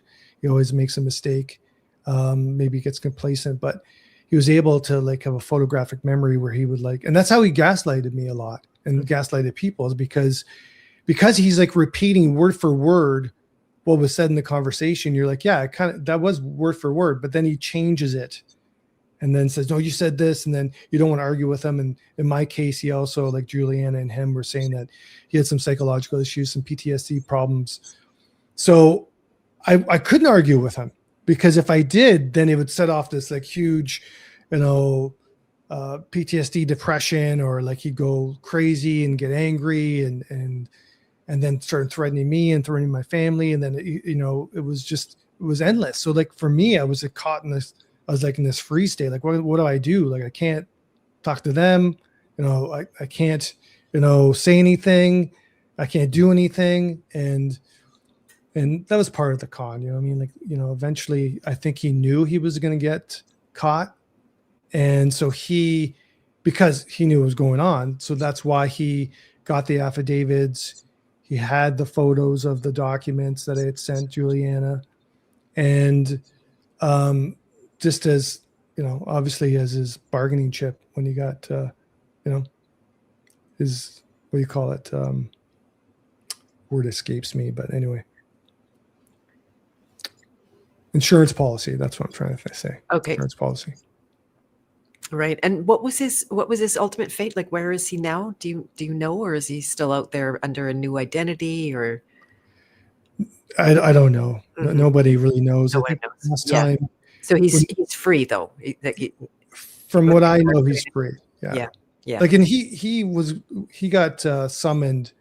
And another strange thing about the whole case, again, like the more I talk about it, the more strange things that happen. Darko was charged along with his mother for some petty thefts, like shoplifting, while the investigation was being charged and while it was kind of going to court. And he received a summons to go to court as a witness. Like, we had summoned him and his mother. And so he was charged, and he was on conditions to reside or something, or to report. I think it was reside. And so he got charged again, and he breached those conditions. And rather than hold him in jail, they let him go. They actually removed that condition to make it easier for him to let him go, so he could. And then he even told the police, there was a report, that he wasn't going to show up to my trial. And, they couldn't make him. And you can get like a witness warrant where you compel somebody, you go arrest them, detain them, and they're forced. So they knew he wasn't going to come, but, they kind of just let him do what he wanted, which was very strange. Like, you don't normally, when someone's charged and you have a condition on that person, when they breach that condition, you remove the condition to make it easier for them to do what they want. Like I think it was a reside condition. So I think that's when he went to Ottawa and he was charged up there as well. Anyway, like I said, there's a lot of like question marks when it comes to Darko Jovanovic, the case, policing in general, all the things that transpired. Right. Well, did I mention this already? I had a friend who is local here, and one day he got a call, and the guy said something to the effect that I won't harm you if you send me a check for $1,500, or you send me a transfer or something along those lines. And so my friend got scared, and they'd obviously had some kind of surveillance on him, so they knew a few details that they shouldn't know, and so he started cooperating with them and sending the money. And of course, the first time you send money, you think, "Oh, whew, that's over now." Well, no, it's just the beginning. Now they feel like they've got a customer. And so he reached out to a friend. I might be mangling this story. If you're hearing this, you can correct me. But so the friend's like, "Oh yes, I'm going to help you 100%." And then the perpetrator calls, and the friend of the friend grabs the phone and starts saying, like, "You get down here right away. We're waiting for you. We're armed." Just like really trying to intimidate him like crazy, and my friend flips out. He's like, "Oh, suicide. You're killing us. Oh my God." And then so they wait, and apparently everybody just started like drinking and relaxing and partying and everything, and he's sitting there going, I'm gonna die. And the guy never showed and never heard from him again. Like, so when they stood up to that bully, otherwise it was going to go on probably into infinity. So as a way to introduce this, how to head off those cons at the pass, if at all possible. Like, would you agree with how they did that? Maybe not completely, but yeah, that when you shed light on what they're doing and you expose them for who they are, they run, because that's the worst thing you can do for like a con man like that. And it was funny because even during my case, like I had a friend of mine who was investing, he was doing some investments for this person, and and my friend is he's very conservative. He's going to do things bit by bit. He's not going to jump in. So he was actually making this person money. And this person lived out of country. But then this person said to my buddy, he's like, "Well, no, you invested it all. You're keeping it. I want my money back. I'm going to sue you, whatever." And he sent him this letter from Credit Suisse. And it was this big, long letter, and it was all, all this legal jargon, whatever. And my buddy showed it to me. He's like, "Oh my God, like, they're going to come after me. They're going to seize everything, And I looked at the letter and I said, it's fake. Because for me, I removed myself from it. Like I don't have skin in the game. Right. So, and then he's like, "No, it's going to be legit. Look at it. It's got this." I'm like, I said, "Hey, look, it's not even signed by anybody." So as a favor to him, I grabbed the letter and I went to Credit Suisse and went to their office in Toronto, because it was their meeting, Gary, I think. And I went up to the office and said, like, is this one of your letters? And the guy's like, "No, we don't write stuff like that. And that's not from us." So I told my buddy, and he's like, "Oh my God, thanks so much." But the thing is like so then he confronted that person too. And then he ran away as well, because as soon as you expose the lies, as soon as you expose them, they have nothing, their story falls apart. They have nothing to stand on. And, I don't know the ins and outs of your friend's case, but exactly what happened. He got money, and then he thought he could keep doing it. He thought he could just keep calling this guy, keep, making this guy, and they use fear. Obviously that was a huge motivator for him. Mm-hmm. And for me as well, in some cases with Darko, and they'll do it until they get caught or you expose it, for sure. Yeah, in this case, it was literally just standing up to them, not even no threats of exposing them, or "We know what you're doing." It was just like, "We're ready for you, and we're going to kill you, or we're going to harm you." and that seemed to do the trick. Yeah, and they probably think that your friend's going to call the police, and that's something they don't want, so they just took off. They already probably took the guy for a few $1,000s, right? So, they just move on to the next victim, right? And just rinse and repeat. Right. And then I wonder what that fine line is, because to me that's more like that's a money-making scheme. We just find a guy who's afraid and we get all his cash. But what you're talking about in the systemic corruption is, like you say, Darko probably didn't need any money, but that was a power and control mechanism for him. Yeah, like obviously the money was a big motivator for him too. Okay. Like he wanted the money, but it was more the power and control for sure. And probably in your friend situation too, because like I said, when you peer into like I said, Darko's phones and so forth, you kind of see, like I can't really put myself in his mindset, but you can kind of see what motivates them. And it's like they're in this state of this really low vibration state, if you want to say fear, anger, jealousy, and they want to draw people to that state. And they get their jollies off, like probably these people with your friend, by doing that to somebody, knowing that they're scaring somebody, knowing that they can manipulate this person, and they're laughing about it, whatever. And they usually target like people that are principled. And what I mean by that is like, you have a conscience, other people have a conscience, maybe your friend does, and they target them because they know they can use fear.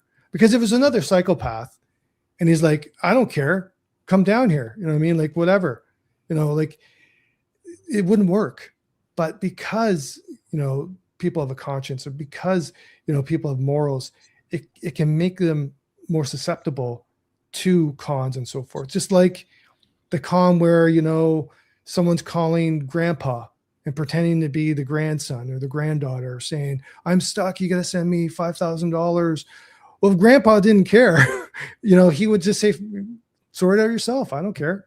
But because they love their family, because they have morals and compassion for their family, that's when, they use that against you.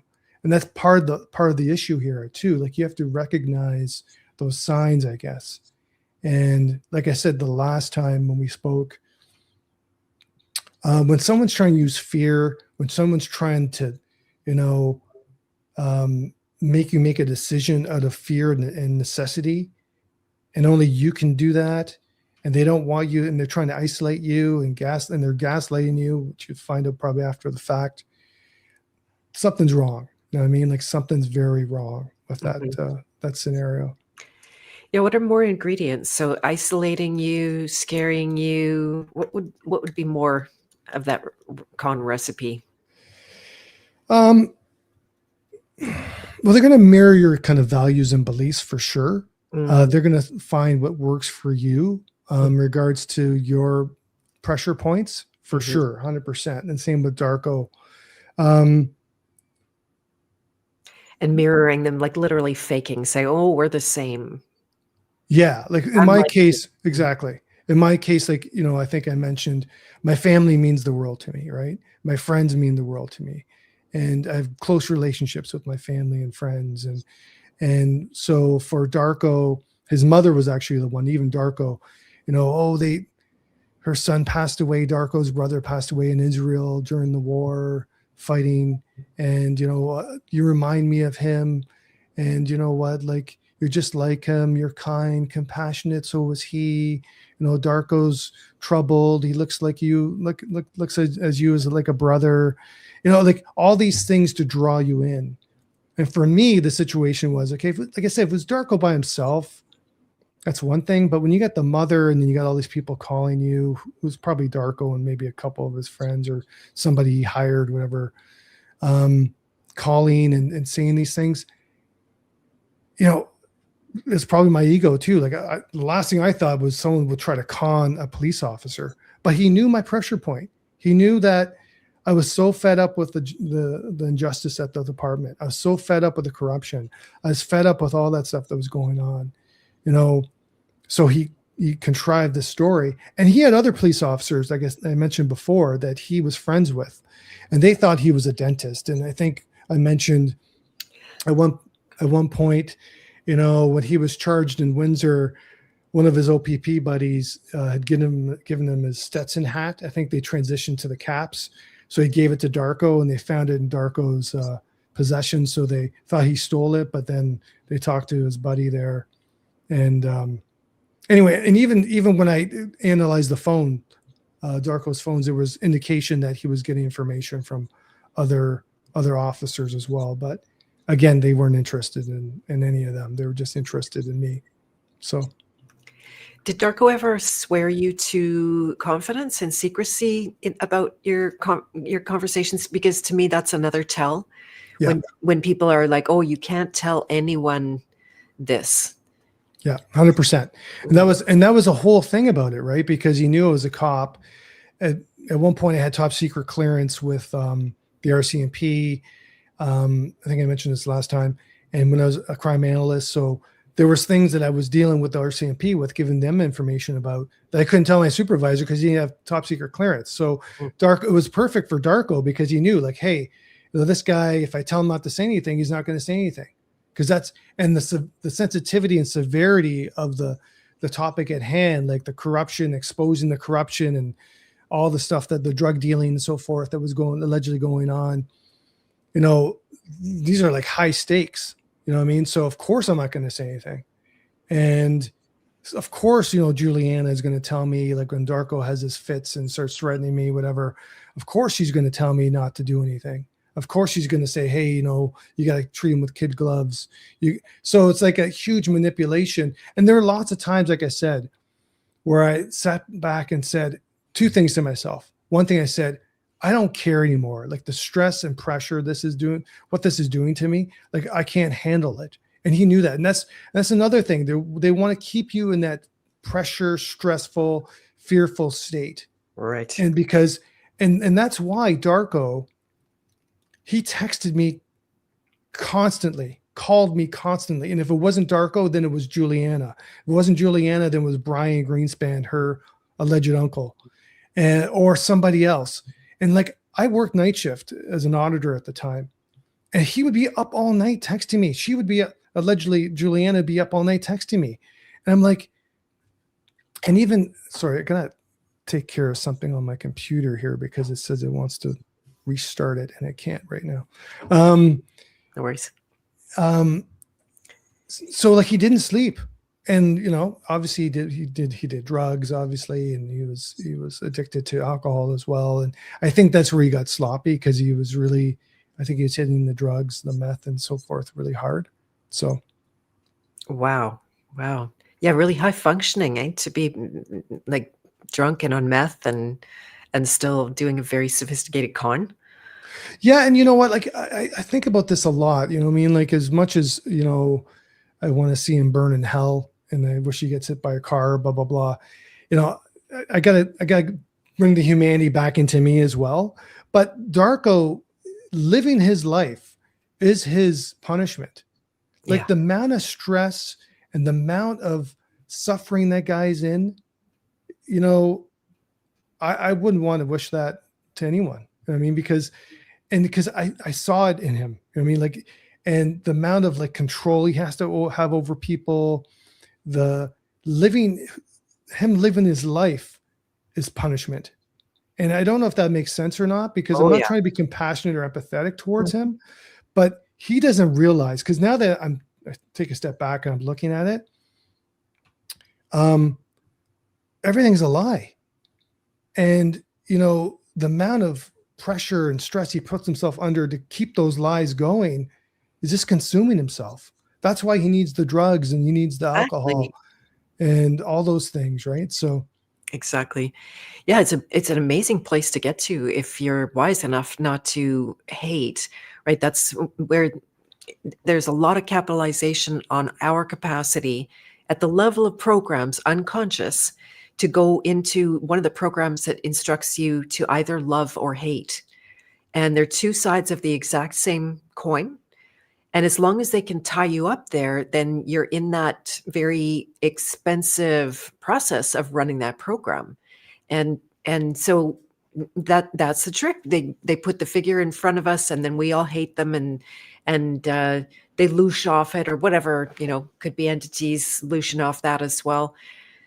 I totally agree with that. And, Mhm. like we see it all the time. Like, you know, it's like I take a martial art called Sistema, and Vladimir and his teacher, Mikhail, amazing people. But what they can do. Vlad, I think, is now 68. He moves like he's 60. He moves like he's like 16. Mm. But the whole premise of Sistema, and Sistema in Russian means the system, is it's about breathing, it's about relaxation, it's about posture, it's about movement. But what is beautiful about Sistema, when you watch Vladimir and Mikhail, God rest his soul, he passed away, but is that when you're in that centeredness, when you're in that state, when you're not in fear and you're not in like joy or extreme Mhm. exhalation either, but when you're in that centeredness and you're cognizant of your breathing and you're cognizant of your emotional state and the things that are affecting you, then you can move freely. And it's I train, and sometimes I think I have it, and Vlad probably laughs at me and says, hey, you're not even close. But the moments that you actually, you're in that state, you're like, okay, I'm centered. Like, I can move, I can sense things. Like sensing, I'll use that word feeling, they say, is a higher form of thinking, because you're open to a lot of things. You're taking in, you're in that state of like, I don't want to call it flow state, whatever. But and I think this is one of the lessons I've really learned here, is that when someone is trying to take you off that mark, when someone is trying to move you away from you being centered in who you are, that is a red flag. Yeah. 100%. And, I'm not talking about your child, screaming because, they want an extra candy, but when someone like a psychopath, when somebody, and always go talk to somebody, always get to that point and make a decision from that state. And it's hard to do because like you just mentioned, when you're watching TV, the media is always trying to pull you to one side or the other. And that's programming, as you well know, and it's control, and it's manipulation, because there are psychopaths that control the media and they Mhm. control the government. I'm sorry, like, if no, that's my opinion, but like, I'll tell you, like, there are some crazy people up there, and that's what they want. And it's like, what's the Simpsons guy? It's Mr. Smithers, the old guy. You know what I mean? Like, anyway, I don't know. Yeah. like it's the same thing. Like, they want to control everything for them. This is what, their purpose is. And like, whether it's negative energy, whether it's like archons, whatever you want to call it. Mhm. And that's why, last time I said it's kind of a spiritual battle, because where we put our energy, where we're putting that and where we're being drawn to, they feed off that. Darko fed off my energy. He fed off who I was, even on a physical level, but on an energetic level, whether he realized that or not.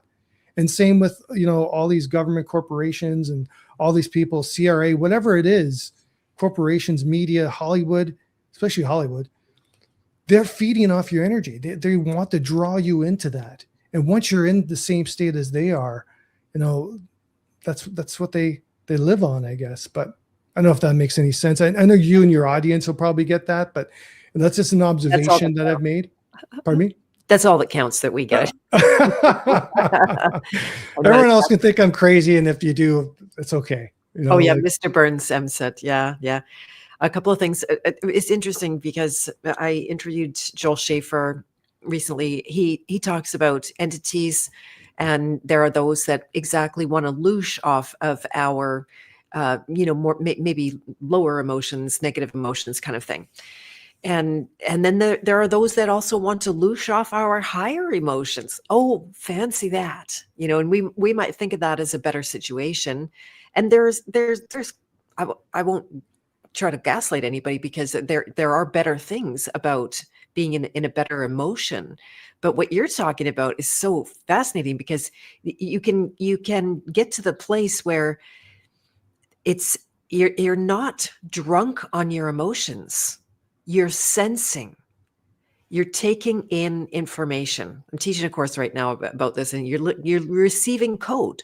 You're getting the code of, like the atmosphere, the environment. You're getting some words. You're getting projection of other people's feelings. You can sort it all out. You're like, oh wow, someone's trying to punch me from there, and somehow like, I'm already responding without needing even to think or to have an emotion. That this is something that I think is a very, very big key, and it's why I do what I do.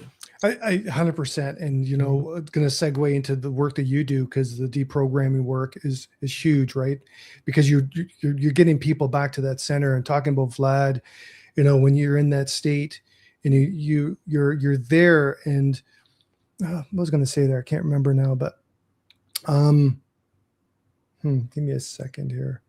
Anyway, like if you ever have a chance to go work with Vlad, and it's not just about the martial arts. It's not about that, because, he describes it like this, like being cognizant of your breathing, okay, being cognizant of your tension and how those two are intertwined. Everything's intertwined, like even the posture and the movement, because when you're tense, it's going to affect your breathing. It's going to affect your posture. It's going to affect your ability to move. It's all interconnected. That's my remedial understanding of Systema. But when you're cognizant of the amount of times you even hold your breath during the day, I mean, like you're writing a check, you're holding your breath. There's tension. I mean, you're watching TV and they're telling you about something that's going on to put a fear state in you. You hold your breath. When someone scares you, you hold your breath. So the first thing that I've learned with Vlad and Mikhail is be cognizant of that and start breathing right away. You know what I mean? And that's why for them, they're so relaxed when you're working with someone with a knife. And in Systema, and I don't want to get too much into Systema because I can talk about Systema all day as well, but there's nothing choreographed.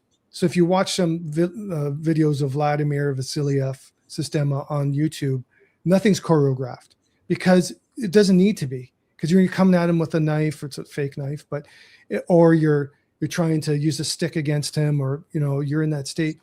It doesn't matter because you have that freedom to move and to breathe, and you're in the right posture and so forth. Everything's you take in everything. Like you're able to move freely through life, and that's the same thing with emotions that I've learned the hard way. Because hey, I thought I learned this before I met Darko, because I had trained with Vladimir before that. But obviously, there's still pressure points that I had that Darko was able to push on me, right? So, but it's the same with emotions in your deprogramming work, and other people that do the same similar stuff. But I don't know if anybody that does the exact same work that you do, because it's very, very powerful, like I said. Whenever someone, the warning I have is like whenever someone's trying to pull you away from that center state where you're like relaxed and you're aware and you're breathing and all that stuff, whenever they try to instill fear in you or too much, or try to praise you too much, or greed, like, part of it is greed too. Like people are like, hey, you can make all this money, all these crypto investments now they're going on. You make all this money, you put in $100, you can make $1 million. They're just taking your money. You know what I mean? Because they're feeding on the greed, right? They're throwing you away from that state, the flow state, whatever you want to call it, or whatever word that you probably know a better word than I have. But anyway, I guess that's it's the art. Pardon me? Oh, it's the art of war, right? Like in that way, they Yeah. send a bunch of prostitutes to a bunch of warriors that are going to supposedly be fighting, and then they're useless, right? It's just get them drunk, have them, exactly. Yeah. But whatever their lust and their desire is, if you got it, then yeah. So this is why you need to become that ninja. Know your emotions. It's not, of course, wrong to have them. They're going to happen because we're wired for them.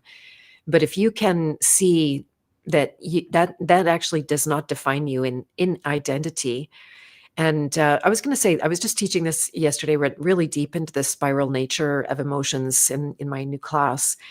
And so development and growth, whether that's spiritual or physical, it happens in two planes at one time.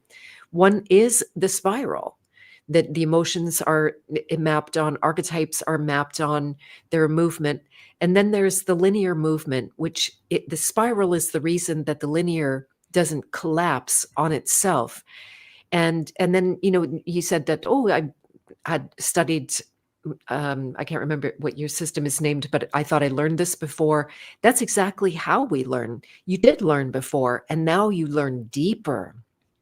And you took it to a new level, and you probably have another opportunity to learn deeper, which I don't wish anything bad to happen to you. But oh man, I've got some friends going through it right now, and it's some kind of evidence for the lushers out there, and whether they want your low energy or they want your high energy.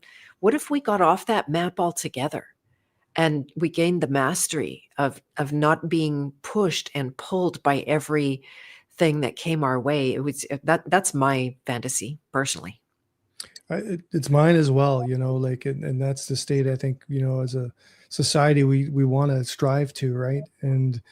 Um, and you made some great points there. Like, it's control, it's power, it's manipulation, it's all those things. And the first thing you need to do, I guess, is recognize it. And you do a lot of great work. I know you help a lot of people, and but if there's a message I have today is just that, like, the first step is just to recognize that, recognize, who we truly are. Like, I don't want to get too Deepak Chopra like, but like, for me, it's this unfolding, what I mean? Like, I could have, it's, again, we talked about suffering last time, but for me, like, sure, I went through a lot of suffering. I'm still suffering to this day about this whole thing, like, but do I allow that to change who I am inside, who I really am? Do I allow that to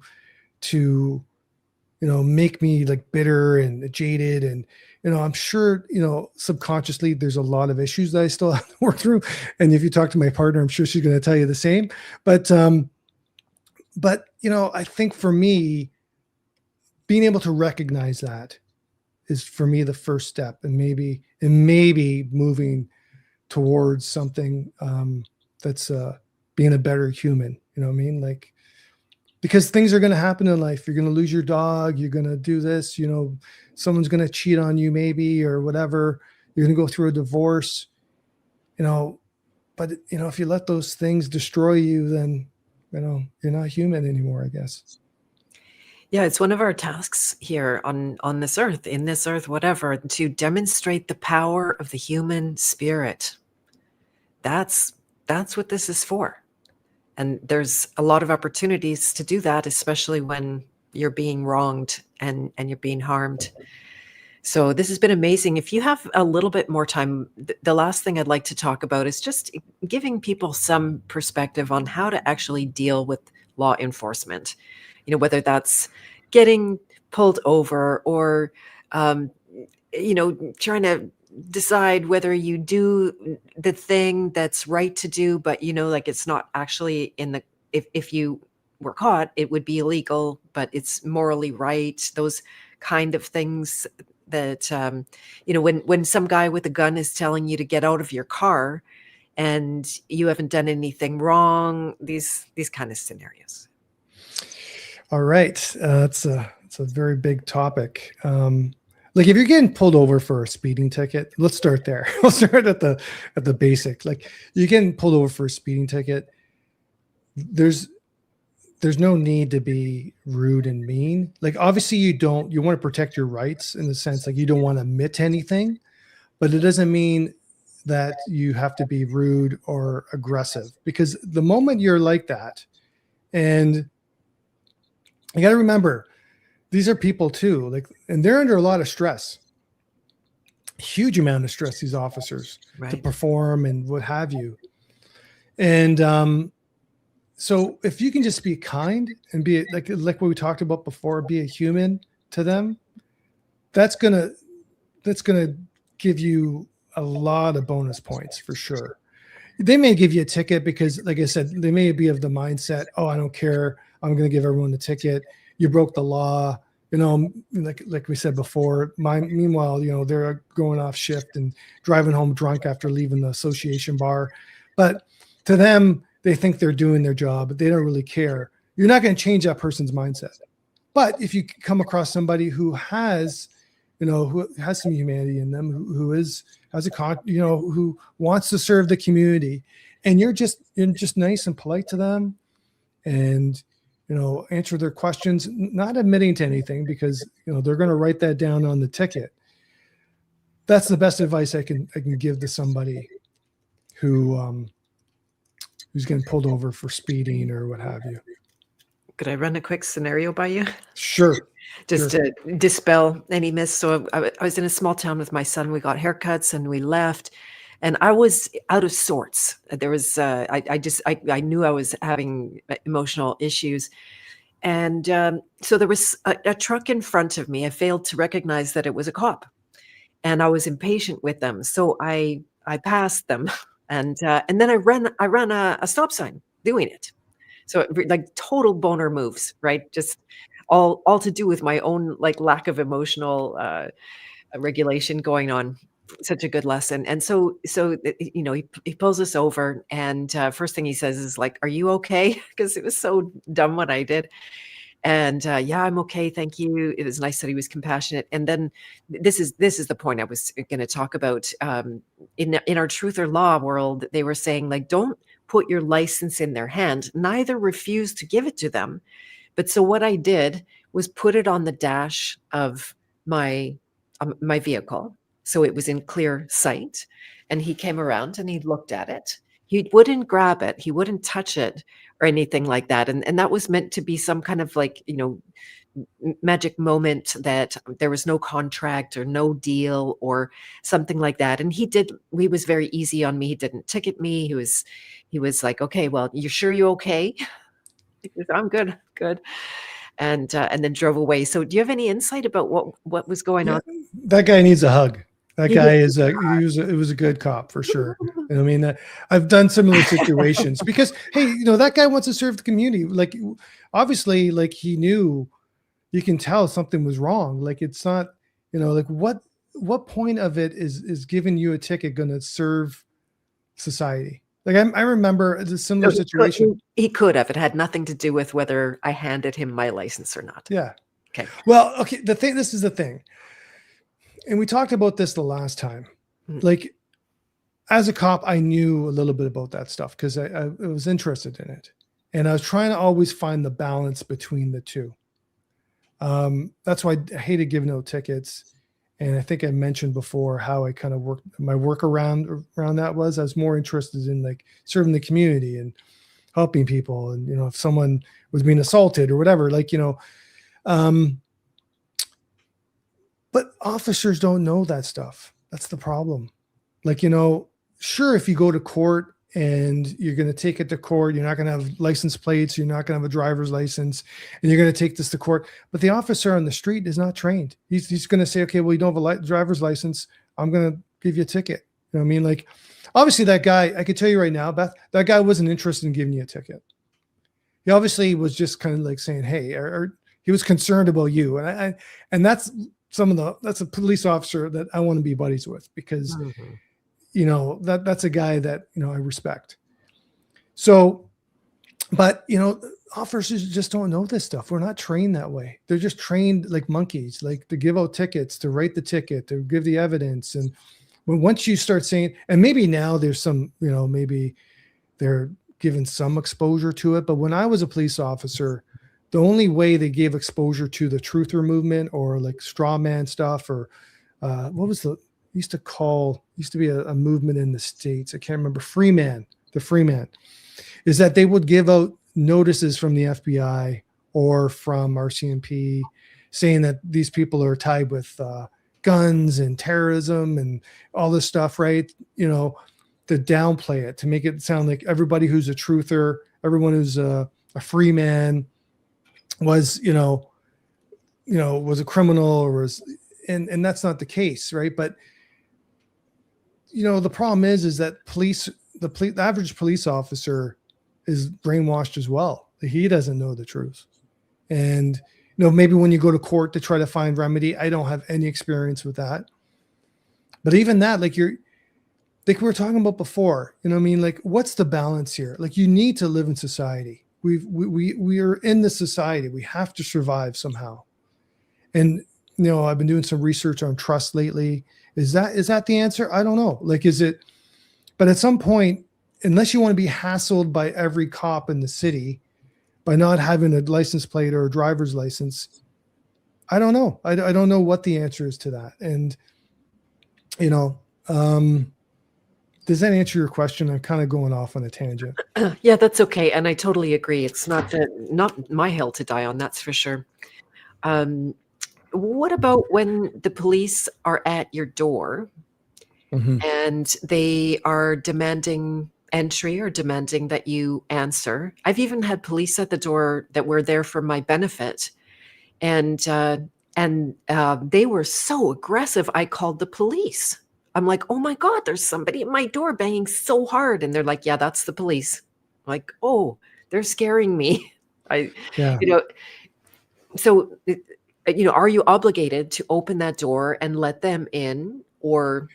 It depends, like exigent circumstances. Like, so if they get a phone call that someone's being murdered in the house, or if someone's being assaulted or whatever, as say in a domestic situation, they have a duty to make sure that people are safe in the home. So under those circumstances, they don't need a warrant if they can prove that, hey, you know what, like, but there's limits to that. Okay. So they'll come in and they'll say, look, we need to look inside the house and we need to make sure everyone's okay here. So if they do force their way in, because there's times you have to get approval, like, usually get a sergeant to approve kicking in the door to check the welfare of somebody. But doesn't mean that they have like carte blanche where they can look in your drawers and start looking for stuff. All they can do is come in and see make sure everyone's okay and leave. That's all. And if they're doing an investigation, they may ask you some questions like, hey, or say it's a domestic situation. They talk to the woman and say, hey, you know what, or the man or whatever, whoever's allegedly assaulted, and say, are you okay? What's going on here? If there's no signs of injury, whatever, then, they're going to probably just leave. But if they come in and they're asking for entry in the sense that they want, there's a fishing expedition, like someone called and said there's drugs in the house or whatever, and they're knocking at your door, well, get a warrant. Like, you can be polite about it, but they have no reason for entry. They just can't kick in your door because someone gave a Crime Stoppers tip, or they can't search your car unless they have, reasonable cause to do that. Right. So, know your rights. It's important to know your rights. And like I said, I haven't been a cop for a long time and I forget a lot of things. And so, but if you want my advice, just make sure you're aware of what your rights are. And again, it goes down to like, treat them like human beings, but again, not in the sense that you have to forego your rights at the same time. So someone's banging at your door saying, we want to come in and search the house. We heard that there's, drugs there or whatever, and they don't have a warrant. Say, hey man, sorry. Like, I'm not comfortable with you coming into my home. If you have a warrant, that's fine. But like, I'll cooperate if you have a warrant, but you don't have one. So for just my personal safety or whatever, not personal safety, but for my privacy, I prefer not to. And because they'll say, oh, well, if we find this and find that, we're not going to care. They'll care. Because like in that case of that domestic assault, if they come in and they're checking for the welfare of somebody and they find a kilo of coke on the table, well, that's plain view doctrine. So they're going to arrest the people in the home under that doctrine. Right. So, not to say that anybody in your audience has a kilo of coke on their table. But it's about knowing your rights and how to stand firm in that, I guess. And again, am I answering your question? Does that make sense at all? Yeah, you don't really have to answer the door without a warrant. Yeah. Yeah, Yeah. yeah, but to communicate calmly and like you said, respectfully, regardless, and then that's good. What about border patrols? Because I had a run in with the border patrols. Yeah. Yeah, it seems like a whole different ball of wax there. That I got the tiniest bit. I used the word extortion because it kind of seemed like what they were trying to do to me. Oh boy, it was a bad thing. And there was and we got a total search, not a bodily search. And amazingly enough, like they didn't go through. Did they go through my purse? I don't think they did. Oddly enough, they found some stuff. We had airsoft guns going through. It's totally stupid. Like, why would I do that? I was a rebel without a cause. I'd never been stopped at the border ever in my life, so I didn't treat it like any kind of a problem.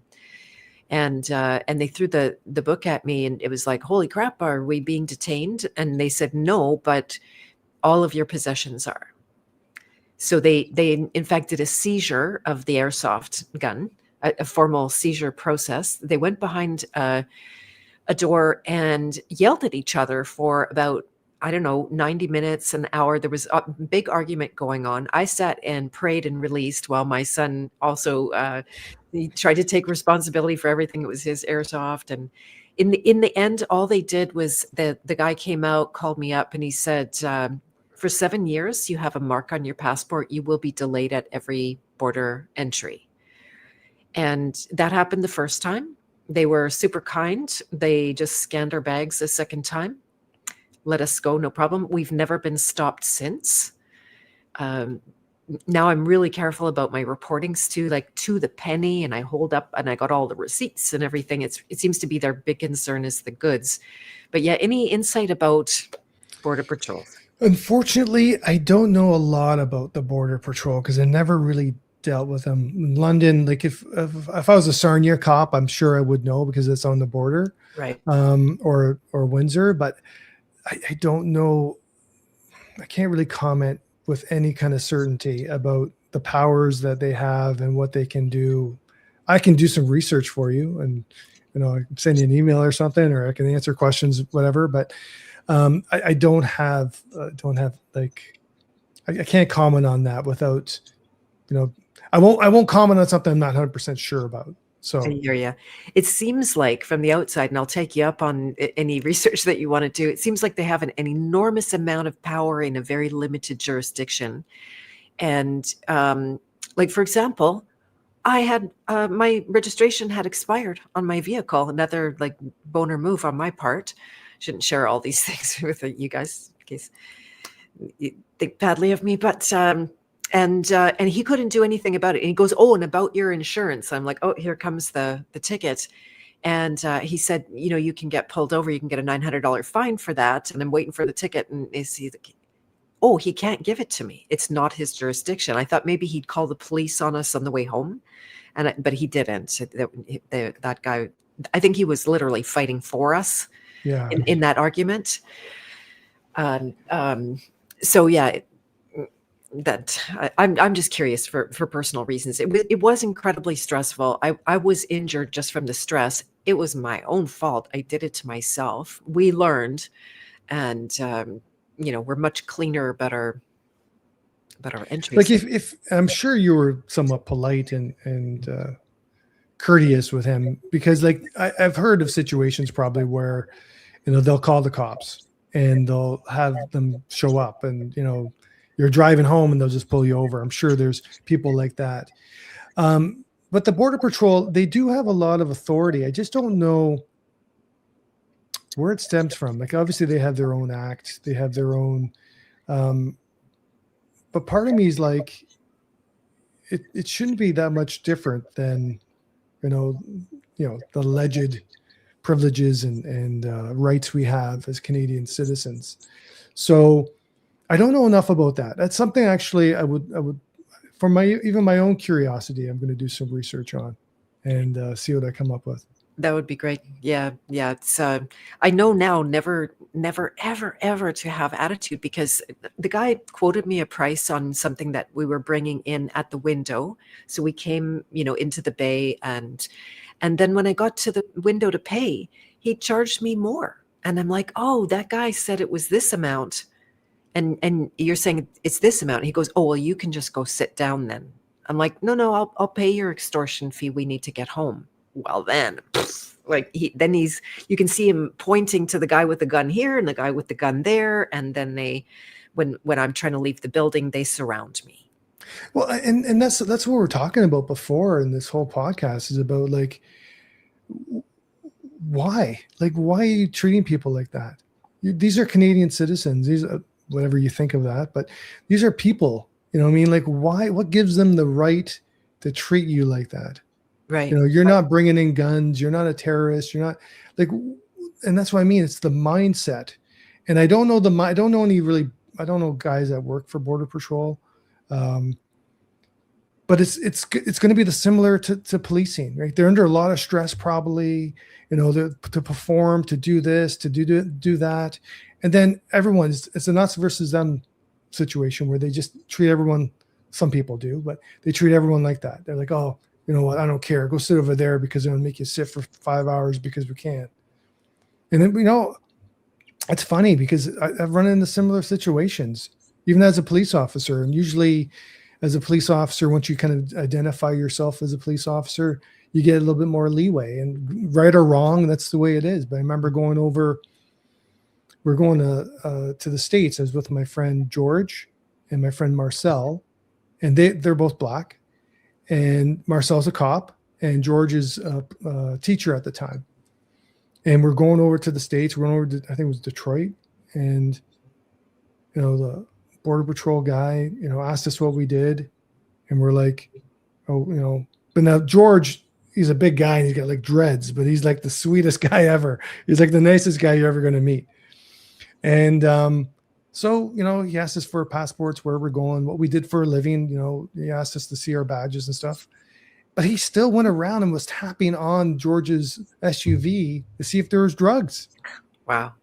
He still treated us like, and I'm like, not like, we should get any kind of special treatment. That's not my point. But, like it's just weird how these people think. And I understand that they've got a really important job to do. There's drugs coming across the border.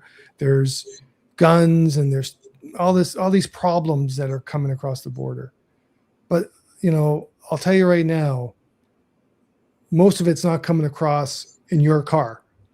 You know what I mean? Like, those problems are issues at like, CIA level, at like, they're bringing in those drugs, like massive amounts. And this is the problem I had with policing too, because everything's focused on the local drug dealer, guy who has, a couple grams of marijuana in his pocket, or crack or whatever on the street. But really, they don't have really any focus, especially at, London, whatever, on all the big, shipments that are coming in, you know what I mean? And, they could, if they wanted to, I'm sure, but, we can probably talk all night of the reasons why they don't, and it's sad. And, but, I think, especially with the Border Patrol, a lot of those guys, it's the same mindset as like what policing have, you know what I mean? Like, you get a little bit of power, you're under that same kind of mindset where you're just going to tell people what to do because you have that power and control over somebody. And some people wield it. And thank God you had somebody on your side, the other guy that was probably arguing with the supervisor or with the other officer. And, thank God there's people like that out there, because we need them. We need more of them, for sure. Yeah. Oh man, I was lucky. And what a lesson I learned. It was just a total lesson in humility to also I knew at that point, if I was aggressive or I was afraid, those were two things they were totally going to use against me. So I sat there and emptied myself, let's say, of all of that. And then it went in our favor. They could have fined me. They could have taken the vehicle. They could have called the cops on the registration. There's all kinds of much greater harms. They actually offered, would you like to take your your airsoft home, just pay the duty and come through. Like after it had been seized, right? Like a formal seizure, they still let us take our nice little airsoft home. That's very nice of them I to know, make I you pay know. for it. Yeah. I know. So the very last thing that I wanted to, what was it? Shoot, just lost my. Oh yeah, so in Canada, you probably are aware that the government is, or it's the RCM coming through the RCMP, that they would like to buy people's firearms back. What's your opinion on that whole debacle? These are some loaded questions you're asking me tonight. Uh, Again, like, that's a big topic about firearms. I mean, like, the Yeah, there's people that you have to be afraid about who have firearms aren't the people that are legally buying them. right. That's the bottom line. Like, in Canada, again, it's all this fear. It's all and in Canada, we have such huge, like really serious regulations in regards to firearms. But, the people, anybody I dealt with on the street where I seized a firearm illegally because it was used in the crime, or is because it was stolen, or it was shipped in from the States through the reserve probably, or something. It's not people buying them legally who want to use them to go hunt, or they want to go to the shooting range, which is, I think everyone's right to do. Like, if you're not harming anybody, then why are you bothering people? I mean, like, because you can get rid of every gun on the street, every legal gun. Everyone go hand their guns in if they want, but the criminals are still going to have guns. Right. And then what you're doing is, it's going to be, you're not solving the problem. So, Yeah, exactly. I was thinking about this as well. Like, we live in a society that's so over-regulated. You know what I mean? Like, and they put it under the guise of saving people. Well, you're not going to be able to save everybody. You know what I mean? Like, you can't put a regulation in to save everyone. You know what I mean? Like, it's not going to happen. But they use this fear, and they use this control, the fear and fear and fear that you have to give up more of your rights, and give more of your rights up, and give more of your rights up because you're going to be safer. I don't think there's been a country that's ever existed that gave up all their rights and ended up being safer. You know what I mean? Like, Exactly.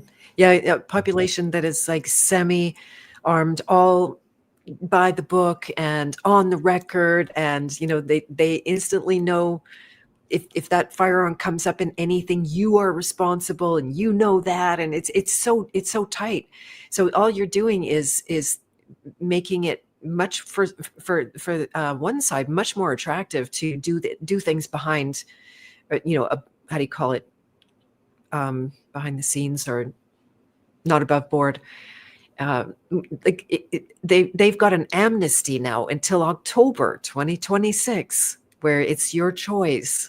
But after that, it's not going to be like, what are they going? Are they going to show up at the door and take us to jail if we didn't do that? I don't know. You know what? Like, I don't think they have the manpower unless they put together like a really special force to do that. Like, you're talking about manpower. Like, if I think of London, Ontario, and, now I hear when people, log on to their shift, there's like sometimes 100 calls in the queue, 100 calls that people are waiting to see a police officer. So unless you have a special task force that is just going to go after guns like that, which they may eventually do. Like, I think, and it's not your community, but people have to realize how corrupt Canada is.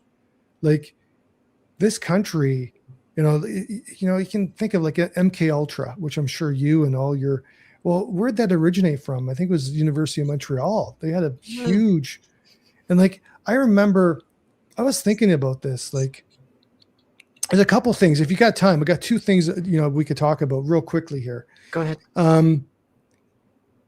As a crime analyst, you get invited to go to Ottawa to the RCMP.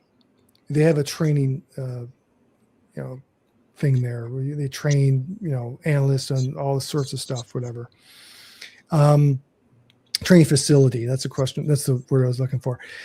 And so when you go into these courses, you'll see like, somebody from the OPP, RCMP, FinTrack, and then you'll see people from the public service, which is CSIS. You quickly figure it out there from CSIS. But eventually you're there for a week or two and you get to know these people. And I don't think people realize that, you make friends. I made friends up there, and, one person who used to work for CSEC, I think it's the Canadian Communications thing. Well, do you know Canada? They, at that time, we're talking years ago, they monitored every phone conversation in Canada. They monitored all, I think, texting wasn't a huge thing, but they monitor all that stuff, and people don't realize that. I remember another story, and this is close to home because my friend Brian Kundal, God rest his soul, he was doing, I don't know if you ever remember a professor, Robert O'Driscoll. Robert, he was a professor at University of Toronto. And I think he taught like Celtic studies or something. And he was loved by his students and stuff, but he started writing books on the New World Order and the corruption in Canada specifically. And so what ends up happening is he gets ousted by the university. They shut him out of the university. And I have his books. I found them the other day. And that's why I'm bringing this up, because this is in the early 90s. And I got the opportunity, the privilege to meet him a couple of times. A really great guy. Anyway, my friend Brian, who was a graphic designer, and he's the one who kind of exposed me originally to all the conspiracy stuff. He was a great, great guy. And he did the book covers for Robert, and they became really close friends. So I think he wrote like 3 or 4 books, and I was going through some of them the other day, and this is like some deep stuff. We're talking about, he's exposing Brian Mulroney and all sorts of things, and how urban renewal projects, and how Canada plays all the role, and Canada, all the satanic stuff that's going on in Canada, and all. Prior to Alex Jones being like a huge media mogul right now. But anyway, this is very interesting. I was thinking about this. I had thought about this for a long time. We all know Paul Bernardo. And he was writing a book on Paul Bernardo and how. Who is that? Robert O'Driscoll. I know, professor. But who is Paul Bernardo?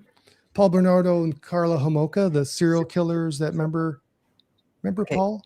No, I live in a box. Sorry. Okay. Years and years ago, if you look him up, he was one of the famous serial killers in Canada. And Robert's going to write a book about him. And the interesting thing is that he'd call Brian and he'd say, "Oh, I'm being followed by the RCMP. People are following me, whatever." And Brian's like, "Okay, well, not much I can do." So he ended up going to, I think, Ireland. I think he was Irish. Scotland or Ireland. I think it was Ireland. So he goes over to Ireland to finish his book. So he sends Brian, I think, the first couple chapters of the book. Because in his book about Paul Bernardo, he was going to point out how, I think it was connected to MK Ultra, and how Paul Bernardo was the illegitimate son of a very famous politician at the time. And as you well know, sometimes, these politicians give up their children for certain programs and so forth. Anyway, so Brian tells me, and he's like, "Hey, what do I do?" Like, I get phone calls from Robert, the professor, and he's telling me that, he's being followed. They're trying to kill him, whatever. And I'm like, "Man, I don't know what to do. Like, I don't know what to tell you." This is before as a police officer. I'm like, "I don't know what to tell you. Like, what do you do?" Like, he's over there, and he was the same thing. He's like, "Well, can you call the police?" And Robert's like, "I can't call the police." Well, anyway, like a week or two later, Brian finds out that he's died. Now, whether it was of natural causes or not, I don't know. But I think a lot of people think in Canada that these secret things, like about the CIA and all this other stuff, it doesn't happen here. But I would argue that it does. I would argue that there's a lot more corruption. And, we talked about Justin Trudeau And I think there's stories about, the pig farmer in BC, how, all the pedophilia that was going on over there, and the dead bodies and whatever. But there's a lot that goes on here that, I think people need to realize that we're not this country of peace and love. I don't think we ever have been. I know. What a fake and gay persona that is. And, and when like you have our politicians like Carney and, he's staying up to Trump, it's just, all these things are just illusions. They're just a theater, again, to just rob our prana, rob our energy. Yeah. And, I guess I'm sorry about sharing that story about Robert, but I was trying to, he was a really great guy, and he was actually really trying to expose the truth back when nobody wanted to hear the truth. Mm-hmm. I just think that we really need to wake up in Canada. We really do need to wake up. Anyway, that's I'll get off my soapbox and. No, it's good. It's an excellent message. And I was reflecting on, there's a good side to say like the mass immigration, because one of the things that they're looking for is the polarization of society, where we hate them, we become racist. It sort of works, but we're way too polite and nice with this fake persona. It won't work here, right? Like too many people, they just, even if they are under pressure and stress and are running some of that hate, they might just very well love run the love side of the program and fake their way through it. So yeah, exactly. Yeah. Couldn't agree more. Yeah, I'm saying stay in the box. It's done well there, fairly well. Try not to be an ostrich about it. She also said Runkle of the Bailey YouTube channel is a Canadian defense lawyer who fights for firearms rights. He's following the situation closely. Oh, that would be a good one to look up. Yeah, it'll be interesting come October. Yeah, I'm kind of like you lately. The last few years have been really hard on me, so I've been kind of like unplugging from a lot of this stuff, even unplugging a bit from like, the law and whatever. And so some of these things I kind of have to think about because it's been a while since my focus was there. Mm-hmm. It's good that you asked me these questions because, it kind of brings up some memories and so forth. But yeah, so I'm sorry I couldn't give you better answers about some of your questions there. No, I'm just taking a chance to learn about all the mysteries that can go around in my head. So, well, thank you very much. What a wonderful second conversation this was. If you didn't get a chance out there to catch the first one, I do recommend that for sure to get even more background. And I'm sorry you've been through what you've been through, but I do have just have a sense there's a lot of purpose. You're building a lot of purpose into what otherwise could have been meaningless harm against you. So good on you, Achille. Thanks, Beth. And I got a lot of love for you. I appreciate you having me on and allowing me to ramble and tell my story. And hopefully it made sense to people. And if anyone needs any help or whatever, sure, just reach out through Beth and I'll do what I can to help. Fantastic. That's so great. And tomorrow, coming up, the Beth of Fresh Air, I'm hosting Dagmar Stansova again. We're going to talk about a completely different subject. It's the Evolve series on the evolution of society and culture. This is going to be so interesting. I think it's going to go on forever.